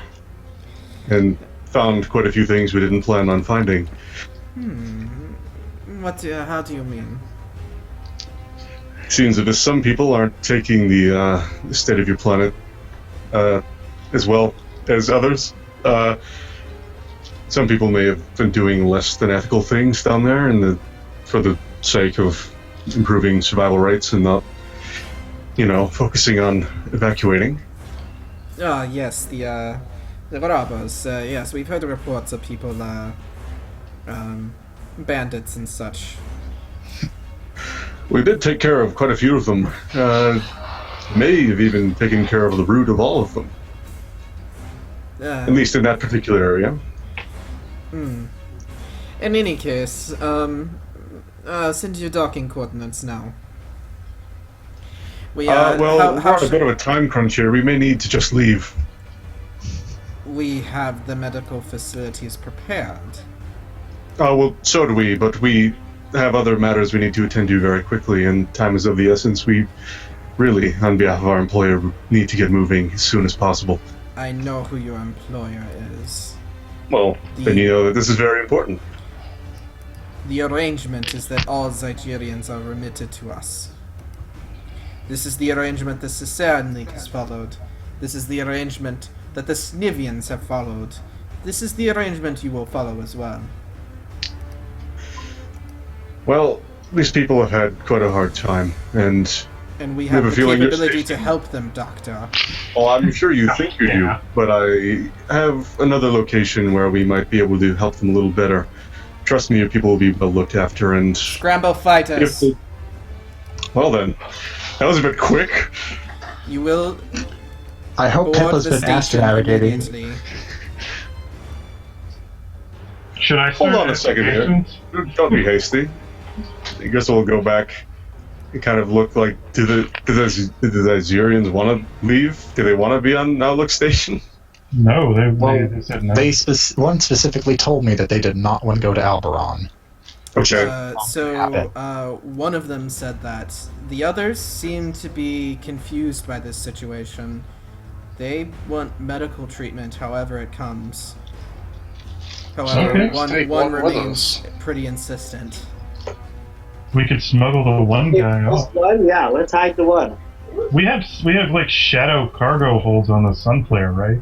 Well, these people, they want medical treatment, and they're going to get medical treatment either way. No, but I'm saying, like, give up the ones who want to go, but there's one person in particular who's like, no, please don't send me back there. But we don't know if they actually want to go, or if they just say, oh, look, there's why are we flying away from the hospital? I think we need to tell them what they would end up being, the situation they would be in if they accepted Alberon's aid. Yes, Macron will begin his pontification. He will tell them Alberon's tyranny and his views for Zygerria, and this is what they will be roped into if they accept this. And if they want to go, we will let them off. But if they don't want it, then we will take them away. If they want. We better pontificate fast because I think we have incoming fighters. I assume this is what I'm doing right now. That doesn't matter.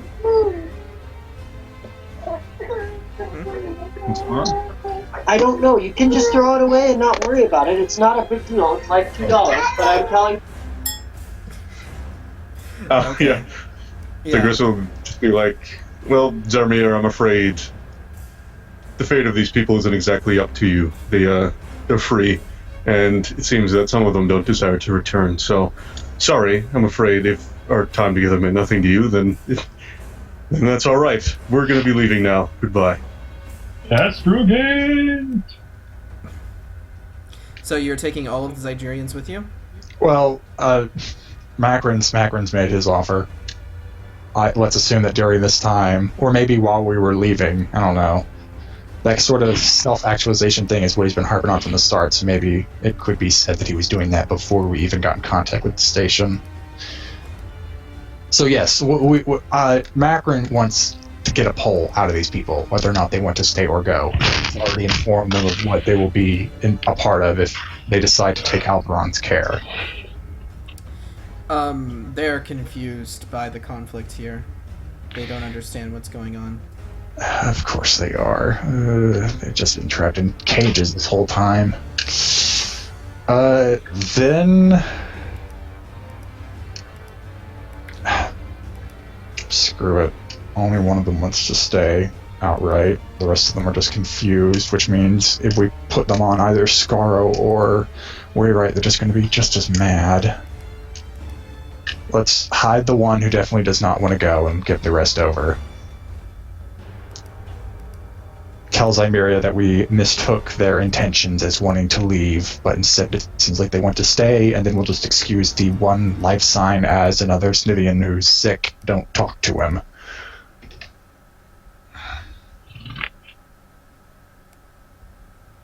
Okay, is everyone in agreement with that? Yeah, I'm fine with Good that. to me. All right. Okay, so the fighters meet you as you turn course and begin to head to the station. Zygerria returns with the call and says, "It's nice to see that you have some understanding of the rightful situation here. She gives you docking coordinates.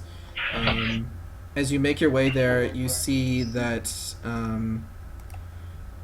Albera is actually there to meet you with a contingent of guards. You see that the guards all appear to be wearing a black uniform with the Centil crest on it. But you also see a contingent of people wearing white uniforms that you would assume are actually medical personnel. As the Zygerrians are leaving, I just stare at Albera. No menace, no malice. I just look at her the whole time. She stares blankly at you. The rest of the life signs are Schnivians. But of course. Okay, that's a hard deception check, upgraded 3 times. Let me flip.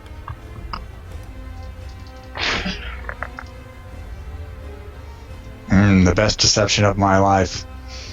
Can we have the Snivians up there coughing and wheezing, kind of akin to the lie Macron already played out beforehand? Just like they got sick while on the surface, that's why you probably shouldn't even check on them. Ooh. If, never mind. No, go ahead. Don't worry about it. Alright. Well, regardless, I'll flip. Don't mess up. Woo! She sort of snorts, and then you guys are allowed to leave.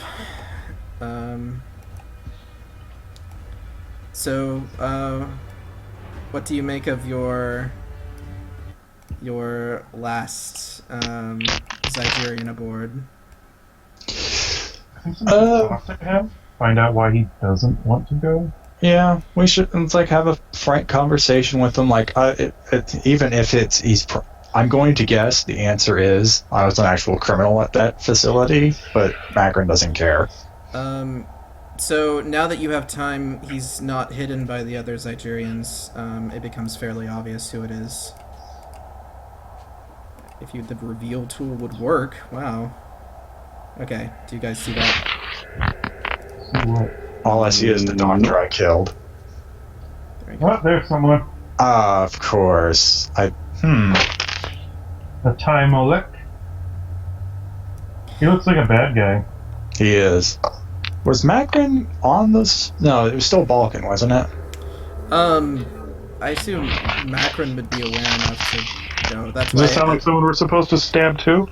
No, he was the leader of the Slavers Union, the administration that governed Zygerria before Saber overturned it. So you guys are returning to the safe house with him, and we're gonna end there.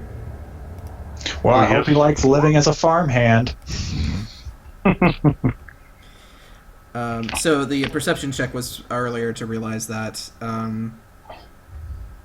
he was hiding. So he had ranks of indistinguishable. That was the Reds. Clever. Yeah. Okay, so we're gonna end it there. Base 15 XP. What's some things you guys would like to nominate? Some of the people we actually left to save were still alive. I liked Gristle's chase. The chase through the traps that Gristle did not. Yeah. I will make. Gonna note to make the traps a little more deadly. So I'll give that. So that's 16. definitely Hank. We didn't really try to kill a lot of people. Catch. That was fun.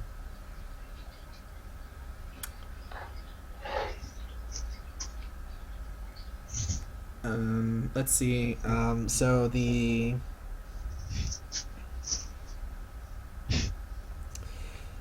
Ascension pistol on Dr. Romea, which you probably can recognize by now as an anagram of Dr. Moreau. So I'll give that another point. Nominations for other things, guys. I feel even more justified being the judge, jury, and executioner there. Yeah. I really liked Hank's, well-placed force cast. That was nice. That could have saved one of the Jawa friend. Wait, no, who wasn't the Jawa? Who fell? No, it was the jaw. No, I know. It was Macron. Macron, Macron right. was the one who actually got caught. Jim jumped off, though, in fear. I like how we were finally able to stain Hank's pretty white snowflake. He's used dark side in the past, but sure, I'll give another point for Hank doing what needed to be done while Erdo looked on. Disgusted. That's a better word. Okay. Anything else you guys felt was worthwhile?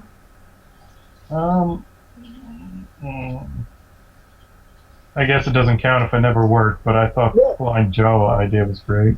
I was about to mention that one, and no, I don't think you have to be successful to get nominated for something like that. It was a good idea. It's might be something worthwhile getting. You were already talking about getting your agility up more, so. Yeah, talking my agility up and putting some ranks into piloting at least. Yeah, so in the future, it might be something you might be able to do. We decided to save the one guy. Yeah, the debate there, even you understand. So for those who don't get the history, he was the head of the Slavers Guild, who's responsible for the death of Mirage Sintel, Saber's mother, the wife of King Alberon. Alberon had actually disappeared some years earlier, and Alberon believes it was a time elect that also did that. So just one step after another, seizing power. So yeah, I think I'll roll that all together and give you 19, and stop it there. MERP MVP. So let's do the MERP nominations. Most interesting roleplay. I don't know. I enjoyed both the chase scene with Gristle and him working his totally unsuccessful philanderer as hard as he could. Yeah, remember it's an obligation, not well, the obligation isn't necessarily for that. The obligation's more for him feeling. Well, that's another thing. It's not exactly about him having bad history. Yeah, I always thought that obligations were meant to be played as either something good or something bad, depending on how you use it. Mm-hmm. I think it's more how they meant morality to work, but roleplay-wise, playing your obligation can still be, Yeah, I always thought if you did a worth good a bonus. narratively doing it, Okay, so we have a nomination for Gristle and a nomination for Juba. Can we vote?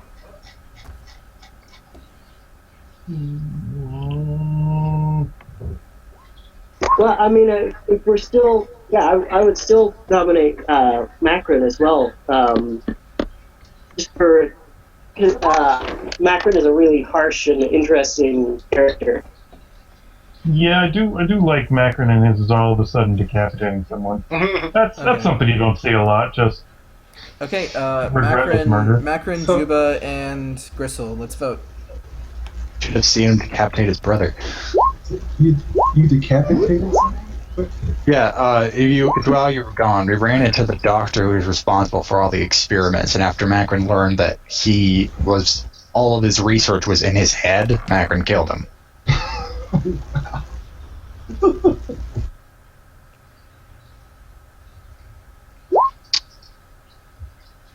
I think it's up to you, Leslie. You either vote for Gristle and further his lead, or vote for me and there's a tie. Oh, Macron. Rochambeau. Yeah, I'll roll 1d100. Both of you, if you wouldn't mind. Oh, weren't both of us. Okay. Okay, Macron. Okay, most valuable player. I'd nominate Hank for taking on people and getting in the way. Yeah, Hank did do a lot of. Yeah. Oh, speaking of I'm making my name off Leslie, the list. will you do a 1d10 minus 20? Minus 5, sorry. Minus 20. Take my name off the list, please. Oh, then I vote for. I'm kind of torn between Erdo or Gristle. Okay. I'd say Gristle. Yeah, I'll probably go for Gristle too, just because. Yeah, his help in our survival checks and his constant medicine manning thing. Yeah, okay. Gristle for MVP then. And Hank does not go down any morality. That's okay. Was it the final count was 18 for the XP base, right? 19. 19. Okay. Okay, guys. That's the end of that. I do have a hard stop at 3.